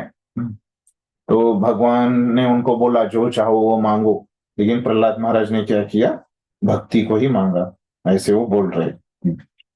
तो अभी प्रभुपाद उसके ऊपर क्या बोल रहे कि है शीर्ष पंचरात्र में आया है कि जब नरसिंह देव ने प्रहलाद महाराज को वर देना चाहा, तो प्रहलाद महाराज ने कोई भौतिक वर नहीं स्वीकार किया, कोई भुक्ति नहीं मांगी, किसी प्रकार का सुख नहीं मांगा, कुछ भी उन्होंने नहीं मांगा।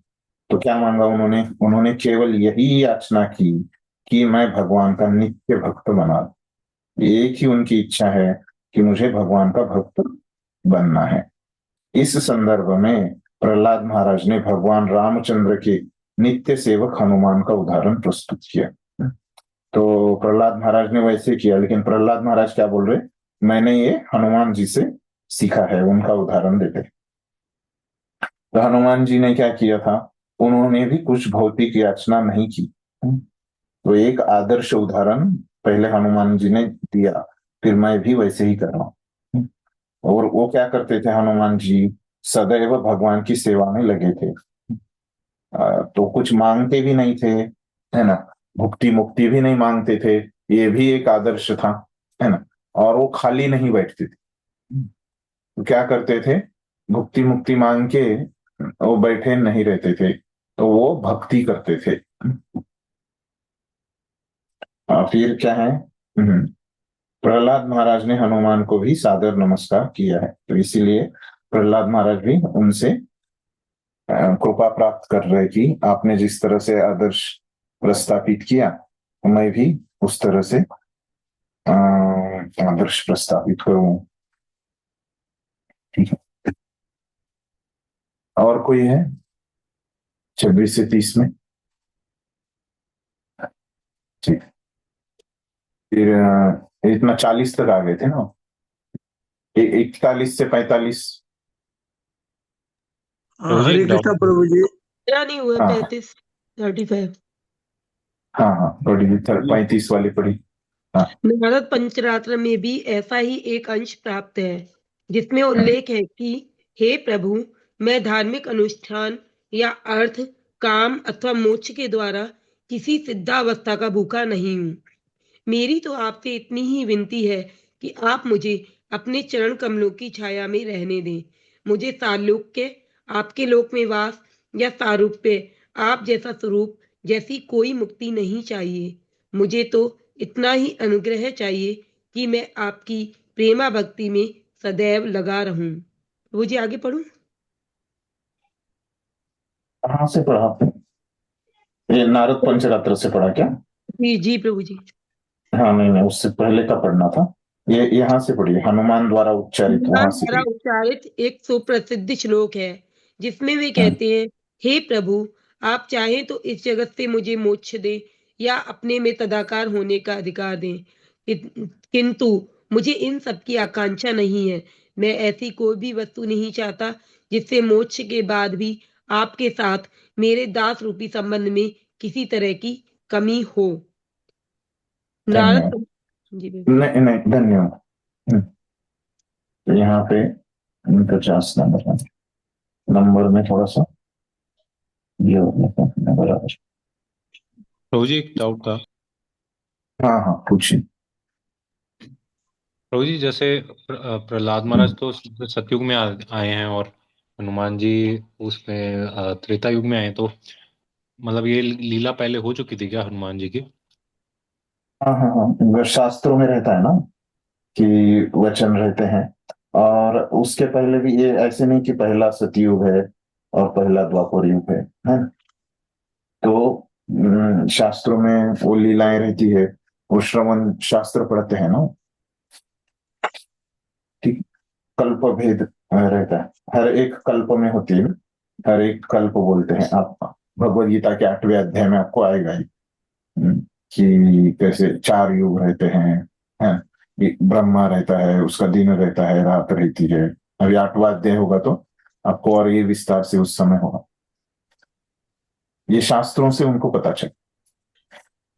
प्रभु जी एक क्वेश्चन मेरा भी है। जी जी, पूछिए।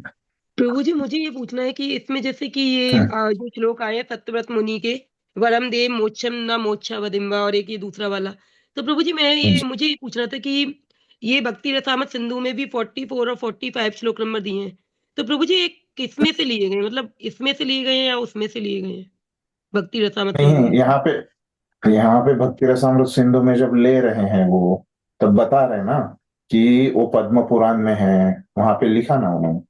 अभी हमने पढ़ा ना, ये पद्म पुराण में है, मूल है ना, हमने वहां से लिया, वो बता रहे जी है ना। तो मूल कहाँ है? ये पद्म पुराण में मूल है ना। उसमें कार्तिक महात्म्य करके है पद्म पुराण में एक विभाग, उसमें से ही लिए है, वो सत्यव्रत मुनि ने लिखे हैं। जी ठीक है, हरे कृष्ण प्रभु। और किसी को पूछे? हरे कृष्णा प्रभु जी। जी हनुमान जी अमर है ना? जी जी, चिरंजीव है।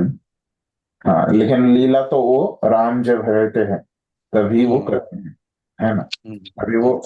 अभी कुछ करते नहीं, है ना। महाभारत में वो बस एक झंडे में उनका चित्र था। और थोड़ा भीम के साथ उन्होंने वो लीला किया, उसके बाद वो कुछ ये नहीं करते, लीला नहीं करते।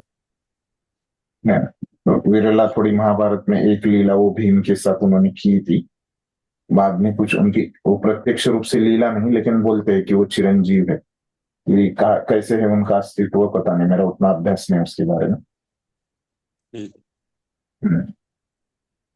तो ये 48 श्लोक है कि 49 है? यहाँ पे बताता हूँ। जी जी, यहाँ पे ये 46वां दिख रहा है अभी आपको, है शीर्ष में पहले वाला, ये जी जी 46। हाँ, यहाँ तक बराबर है। मैंने वो मिटा दिया ना पहले वाला, क्योंकि आगे का पढ़ना था, तो अभी बताता हूँ। ये 46 हो गए यहाँ पे। फिर अभी ये जो है शीर्ष में, ये दूसरा जो है ये 47 है। कहाँ तक है वो? ये नमस्कार किया है तक। नमस्कार कहाँ चला गया? हाँ, नमस्कार किया है बराबर। यहाँ तक कितना हो गया? नहीं नहीं नहीं, यहाँ तक 47 नहीं, यहाँ तक ही। नित्य भक्त बना रहूं,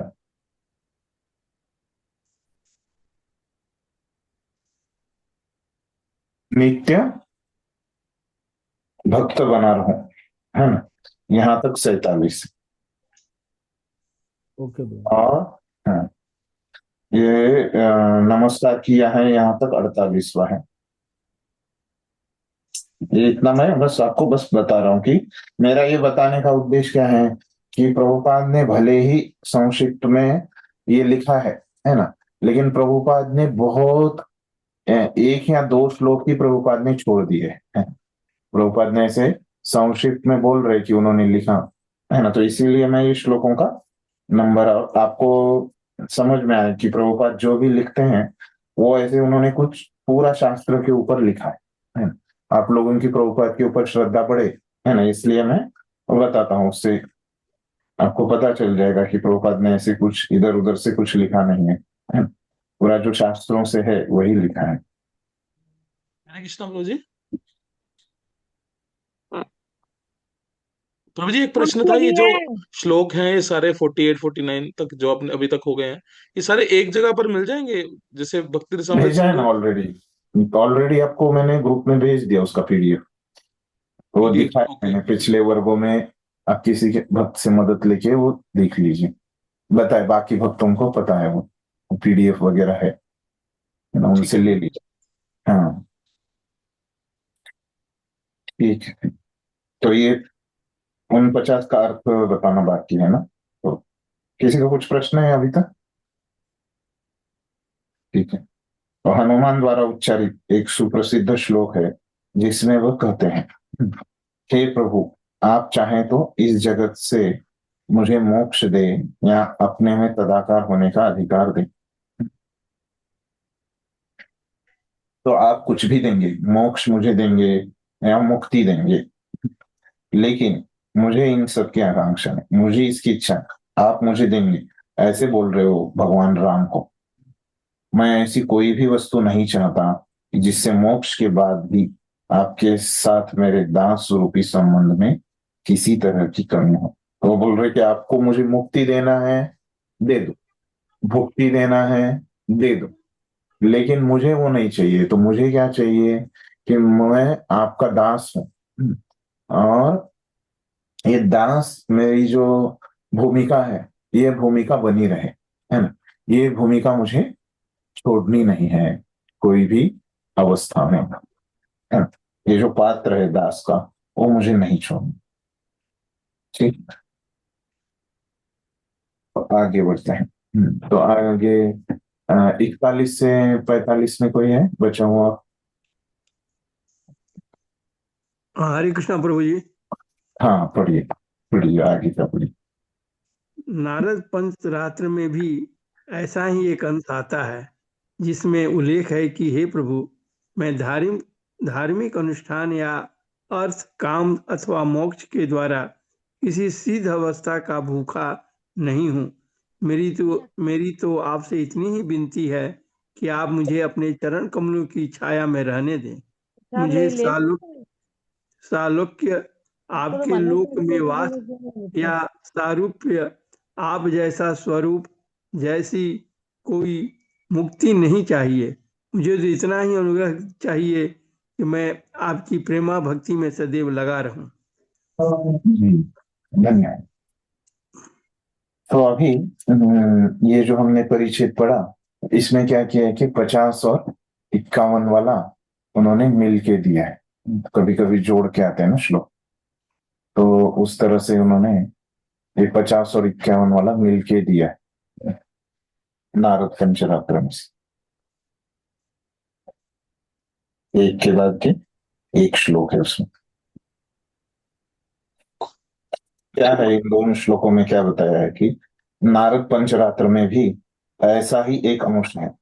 ऐसा ही मतलब क्या, जहां पे मुक्ति का इच्छा नहीं किया, भक्ति का ही इच्छा किया है, इस प्रकार का ही एक श्लोक है। तो क्या है श्लोक? हे प्रभु, मैं धार्मिक अनुष्ठान या अर्थ, काम अथवा मोक्ष के द्वारा किसी सिद्धावस्था का भूखा नहीं हूं। मेरी तो आपसे इतनी ही विनती है कि आप मुझे अपने चरण कमलों की छाया में रहने दें। तो मुझे कुछ नहीं चाहिए, मोक्ष नहीं चाहिए, अर्थ नहीं चाहिए, धर्म नहीं चाहिए, काम नहीं चाहिए, तो कुछ नहीं चाहिए। तो क्या चाहिए? केवल भक्ति चाहिए।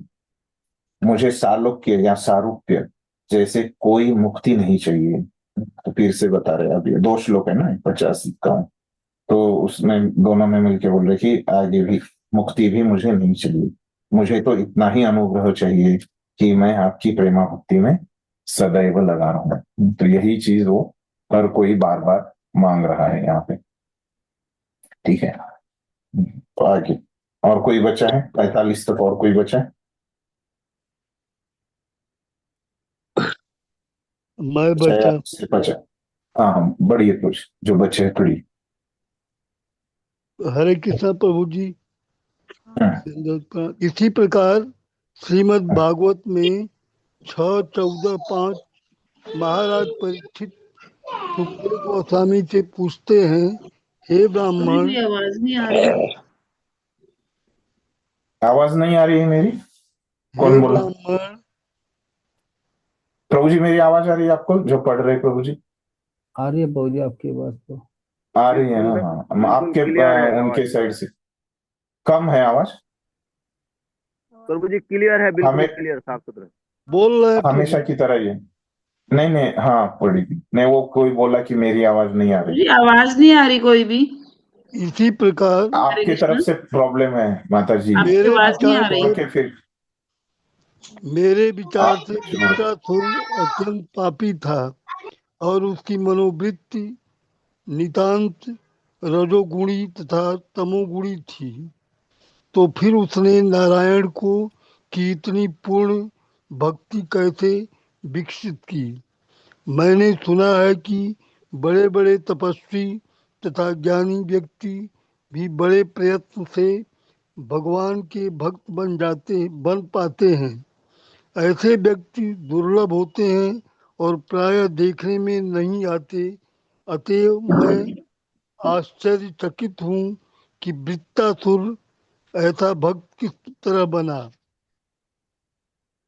उपर्युक्त श्लोक का सबसे महत्वपूर्ण ध्यान देने योग्य बात यह है कि भले ही ऐसे अनेक मुक्त पुरुष हो जो निराकार ब्रह्म से तदाकार हो चुके हों, किंतु भगवान नारायण का भक्त अत्यंत दुर्लभ होता है। लाखों मुक्त व्यक्तियों में से भी कोई एक बिरला भगवत भक्त होता है। जी रुक जाते तो यहाँ पर। धन्यवाद। तो अभी ये जो अपना 52वां श्लोक है, तो उसमें भी वही बता रहे कि कैसे भक्त जो है ना, ये जो श्लोक लिया उन्होंने 6वें स्कंद से लिया है। तो परीक्षित महाराज वो पूछ रहे, सुखदेव गोस्वामी को प्रश्न पूछ रहे। क्या पूछ रहे? कि मेरे विचार से वृत्रासुर अत्यंत पापी था और उसकी मनोवृत्ति नितांत रजोगुनी तथा तमोगुनी थी।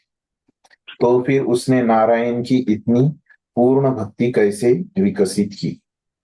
मैंने सुना है कि बड़े बड़े तपस्वी तथा ज्ञानी व्यक्ति भी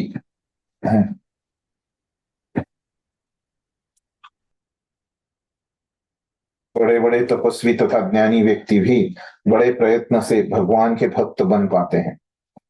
ऐसे व्यक्ति दुर्लभ होते हैं और प्राय देखने में नहीं आते। अतएव मैं आश्चर्यचकित हूं कि वृत्रासुर ऐसा भक्त किस तरह बना। तो पूछ रहे कि ये वृत्रासुर जो है इतना पापी है, तो असुर कुल का है, तो वो कैसे भक्त बना, है ना। तो बहुत सारे जो सत्वगुणी लोग हैं, ऋषि मुनि, वो भी बहुत मेहनत करते हैं भक्ति के लिए, तो इनको कैसे ये भक्त बने। तो प्रभुपाद उसमें बोल रहे कि उपर्युक्त श्लोक की सबसे महत्वपूर्ण ध्यान देने योग्य बात है कि भले ही ऐसे अनेक मुक्त पुरुष हो जो निराकार ब्रह्म से तदाकार हो चुके हैं, किंतु भगवान नारायण का भक्त अत्यंत दुर्लभ होता है। लाखों मुक्त व्यक्तियों में से भी कोई एक विरला भगवत भक्त होता है। तो यहाँ पे हमको समझ में आता है कि वो बहुत विरला है। तो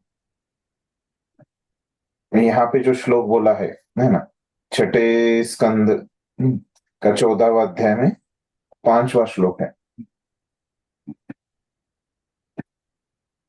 तो ये जो श्लोक है,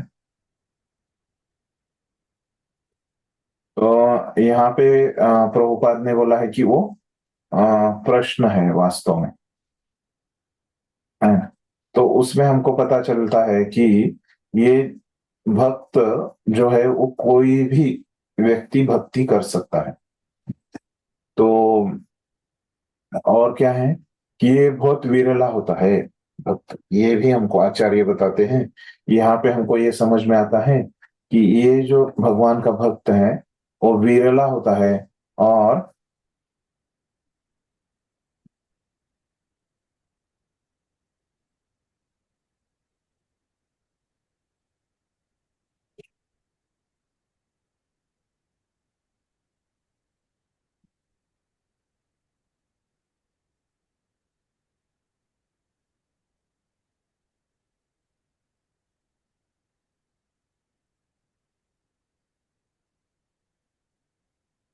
यहाँ पे अभी ये प्रभुपाद ने जो यहाँ पे वास्तव में ये जो प्रश्न, ये श्लोक का यहाँ पे भाषांतर दिया है ना। तो ये क्या है कि पहला श्लोक प्रभुपाद ने लिया है एक्चुअली, लेकिन रूप गोस्वामी ने क्या किया है, वहां पे 5वां श्लोक लिया है ना। नंबर तो प्रभुपाद ने बराबर डाला है, लेकिन ये भाषांतर जो यहाँ पे प्रभुपाद ने लिखा है, ये छठे स्कंद के 14वें श्लोक 14वें अध्याय के पहले श्लोक का लिखा है ना। मतलब वो श्रृंखला है ना, तो वो बताना चाहते हैं यहाँ पे प्रभुपाद। तो फिर अभी वो श्रृंखला में जो 5वां श्लोक है वो लेना है। तो 5वां श्लोक क्या है कि मुक्तानाम अपि सिद्धानाम नारायण परायण सुदुर्लभ प्रशांतात्मा कोटिश्व अपि महामुने। इस प्रकार से ये 5वां श्लोक है। तो ये क्या बोल रहे, इस श्लोक का अर्थ क्या होता है कि जो 10 लाख लोग हैं, है ना, तो उनमें से कोई मुक्ति प्राप्त करता है, मुक्ति प्राप्त उसको मुक्त बन जाता है। और अन्य और 10 लाख लोग हैं, उसमें से कोई क्या हो जाता है कि कोई सिद्ध बन जाता है, मतलब योगी बन जाता है ना। 10 लाख लोगों में से कोई एक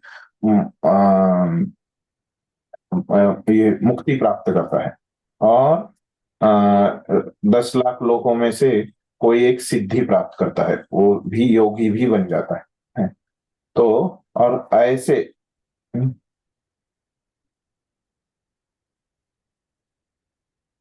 लोगों में भी इनसे भी ज्यादा जो दुर्लभ होता है, ऐसे ये योगी और ज्ञानी से भी जो दुर्लभ होता है और एकदम शांत रहता है, ऐसे ये भगवान का भक्त है। तो इस तरह से ये श्लोक का अर्थ होता है।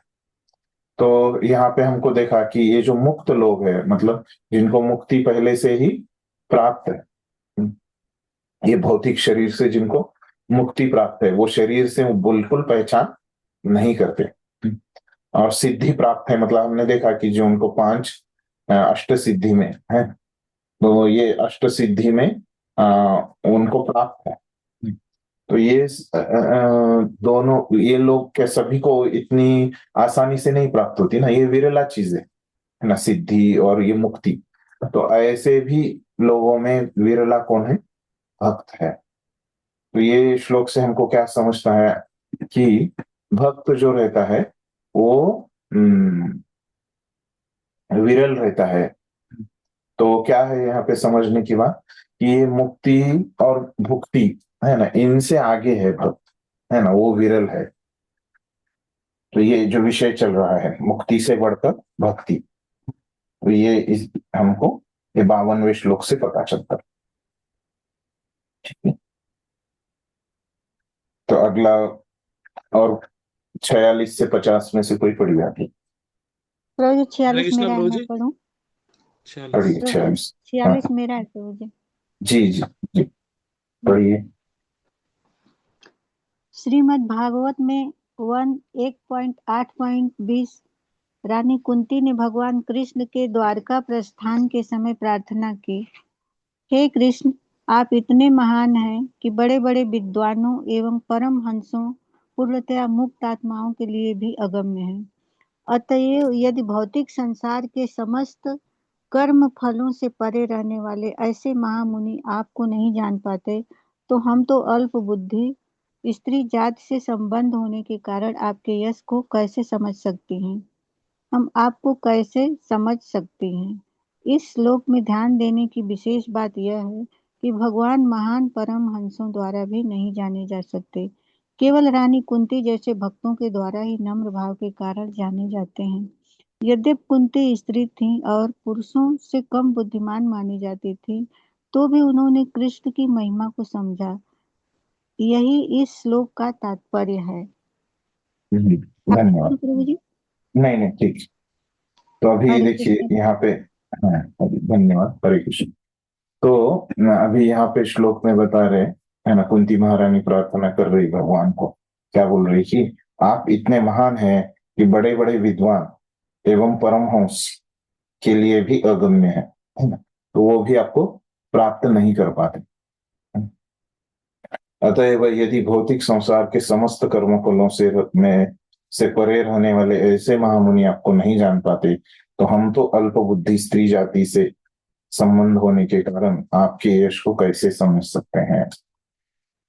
तो देखिए, तो अभी तक यहाँ पे थोड़ा विषय में ये हो रहा है। तो अभी तक जो हमने देखा 23वें श्लोक से लेके ये 52वें श्लोक में, तो ये श्लोकों में क्या बता रहे थे, एकदम स्पष्टता से बता रहे थे कि क्या है, ये भक्ति जो है ये मुक्ति और भुक्ति से श्रेष्ठ है। अगर आपको भक्ति करनी है, साधन भक्ति करनी है, तो आपको ये मुक्ति और भुक्ति की इच्छाओं को छोड़ना पड़ेगा, तभी आप योग्य बनोगे शुद्ध भक्ति करने पर। तो ये विषय यहाँ पे बताया। अभी ये 53वें श्लोक में हमको क्या समझ में आ रहा है, तो यहाँ पे अभी मुक्ति भुक्ति की ज्यादा वो चर्चा नहीं कर रही है कुंती महारानी। तो वो क्या कर रही है,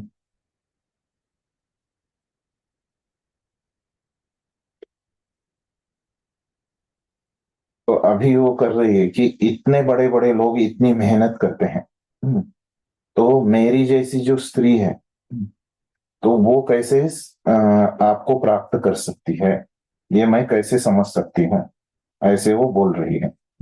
मतलब क्या है कि एक तरह से यहाँ पे अप्रत्यक्ष रूप से, है ना, तो ये बड़े बड़े लोग इतनी मेहनत से ही विरला ही प्राप्त करते हैं।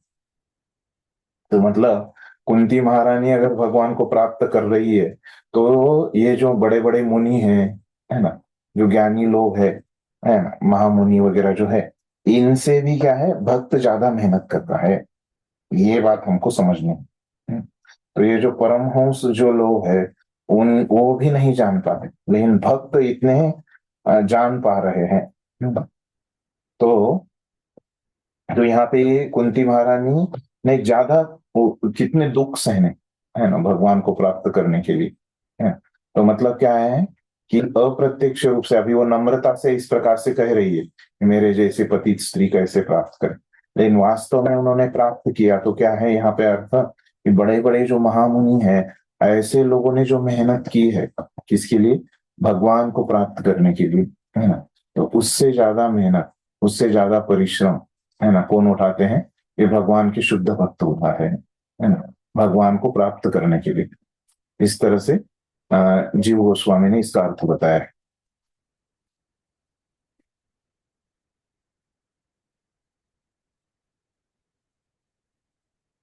अभी यहाँ पे इस श्लोक में हमको बताया कि भुक्ति मुक्ति है ना, तो भक्त लोग मुक्ति मुक्ति तो नहीं चाहते, लेकिन बहुत परिश्रम करते हैं। इस तरह से ये 53वें श्लोक में बताया।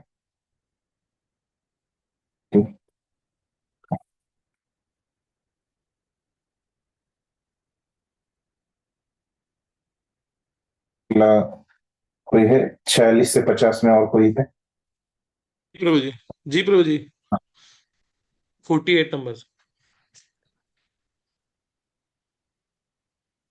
श्रीमद् भागवतम में ही एक महत्वपूर्ण श्लोक आता है जिसे आत्माराम श्लोक कहा जाता है। इस श्लोक में कहा गया है कि भौतिक कल्मश से पूर्णतया मुक्त लोग भी भगवान कृष्ण के दिव्य गुणों से आकृष्ट हो जाते हैं। इस श्लोक का तात्पर्य ये है कि मुक्तात्मा को भौतिक भोग की रंच मात्र भी इच्छा नहीं रहती। वह सभी प्रकार की इच्छाओं, भौतिक इच्छाओं से पूर्णतः मुक्त रहता है, तो भी वह भगवान की लीलाओं को सुनने एवं समझने की इच्छा से बलात् आकृष्ट होता है। अतएव हम इस निष्कर्ष पर पहुंचते हैं कि भगवान की महिमा तथा उनकी लीलाएं भौतिक नहीं है, अन्यथा आत्माराम कहे जाने वाले मुक्त पुरुष ऐसी लीलाओं के द्वारा आकृष्ट क्यों होते। इस श्लोक की यही विशेष बात है।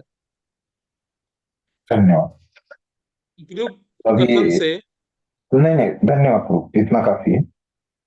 तो अभी नहीं, बाद में करिए, हम इसको समझ लेते हैं पहले। तो अभी यहाँ पे बोल रहे कि भागवतम का जो श्लोक है उसमें बोल रहे कि ये आत्माराम श्लोक है। कौन सा श्लोक है ये, है ना?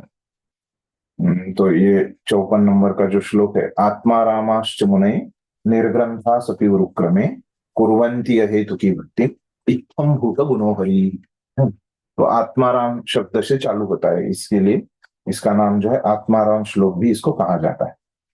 तो इस श्लोक का अर्थ क्या हो रहा है कि इसमें भाव यहाँ पे बताया, भावार्थ बताया प्रभुपाद ने कि भौतिक कलमों से पूर्णतया मुक्त लोग भी भगवान कृष्ण के दिव्य गुणों से आकृष्ट हो सकते।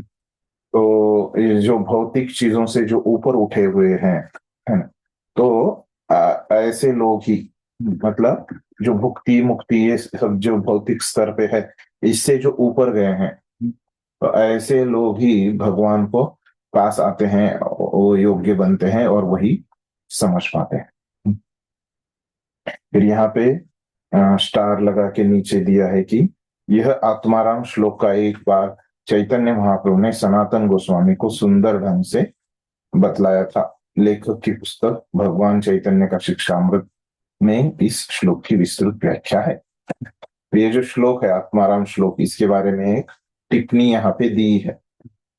तो चैतन्य महाप्रभु ने इसके ऊपर बहुत अच्छा इसकी व्याख्या की है, अलग अलग इसके अर्थ बताए हैं ये आत्माराम शब्द की। तो वो चैतन्य चरितामृत और ये जो टीचिंग्स ऑफ लॉर्ड चैतन्य है, क्या नाम बताया हिंदी में उसका, कि भगवान चैतन्य का शिक्षामृत, ये जो 2 किताबें हैं उसमें इसका वर्णन है। इतना ही बताया। यह है कि मुक्तात्मा को भौतिक भोग की रंच मात्र भी इच्छा नहीं रहती। जो ये मुक्त रहते हैं ऐसे लोगों को ये भौतिक भोग के बारे में कुछ इच्छा नहीं रहती। वह सभी प्रकार की भौतिक इच्छाओं से पूर्णतया मुक्त रहता है, तो भी वह भगवान की लीलाओं को सुनने एवं समझने की इच्छा से बलात् आकृष्ट होता है। तो ये कुछ उसमें इच्छा नहीं रहती। और फिर क्या होता है, वो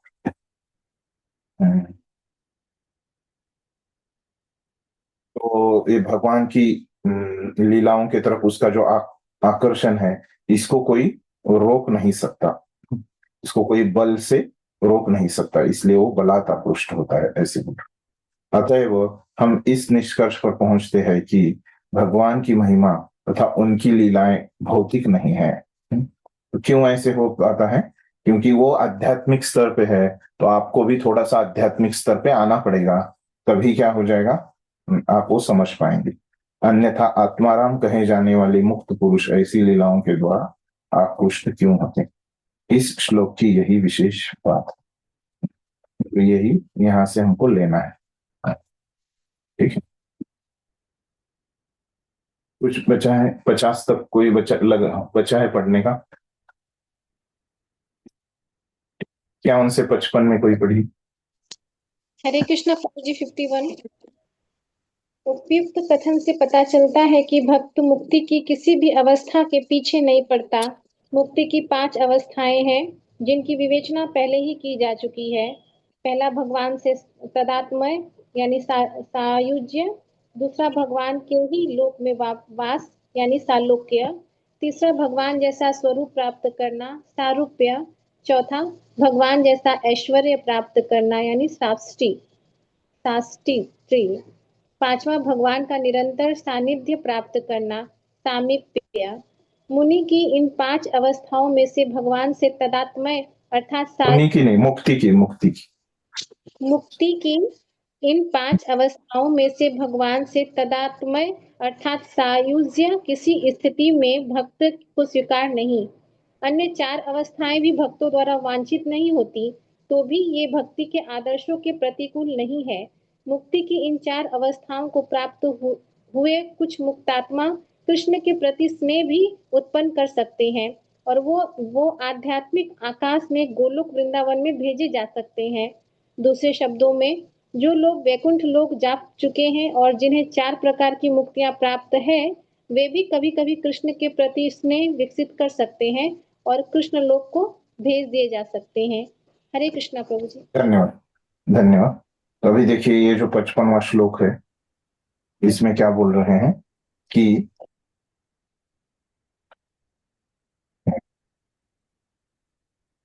जो अभी तक हमने पढ़ा, सभी जो श्लोक पढ़े, तो उससे हमको पता चलता है कि भुक्ति मुक्ति की किसी भी अवस्था के पीछे नहीं पड़ता। तो भक्त जो रहता है वो भुक्ति मुक्ति पे नहीं पड़ता, तो अगर वो भुक्ति मुक्ति में ही अटका रहेगा तो क्या हो जाएगा, शुद्ध भक्ति में आएगा नहीं। तो मुक्ति क्या रहता है वो बता रहे, ये 5 चीजें रहती है, हमने ये देखा है।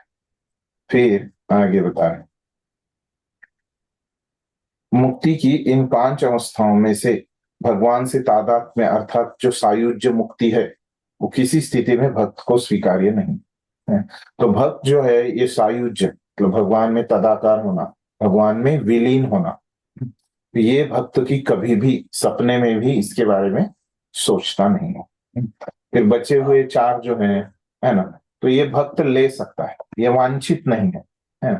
तो ये अगर भगवान उनको दे देते हैं तो ये भक्त ले लेता है, भगवान की, भक्त की इच्छा नहीं होती, इन भगवान दे देते हैं तो ये भक्त ले लेता है। तो भी ये भक्ति के आदेशों के प्रतिकूल नहीं है, तो एकदम ये उल्टी नहीं है ना भक्ति के आदेशों।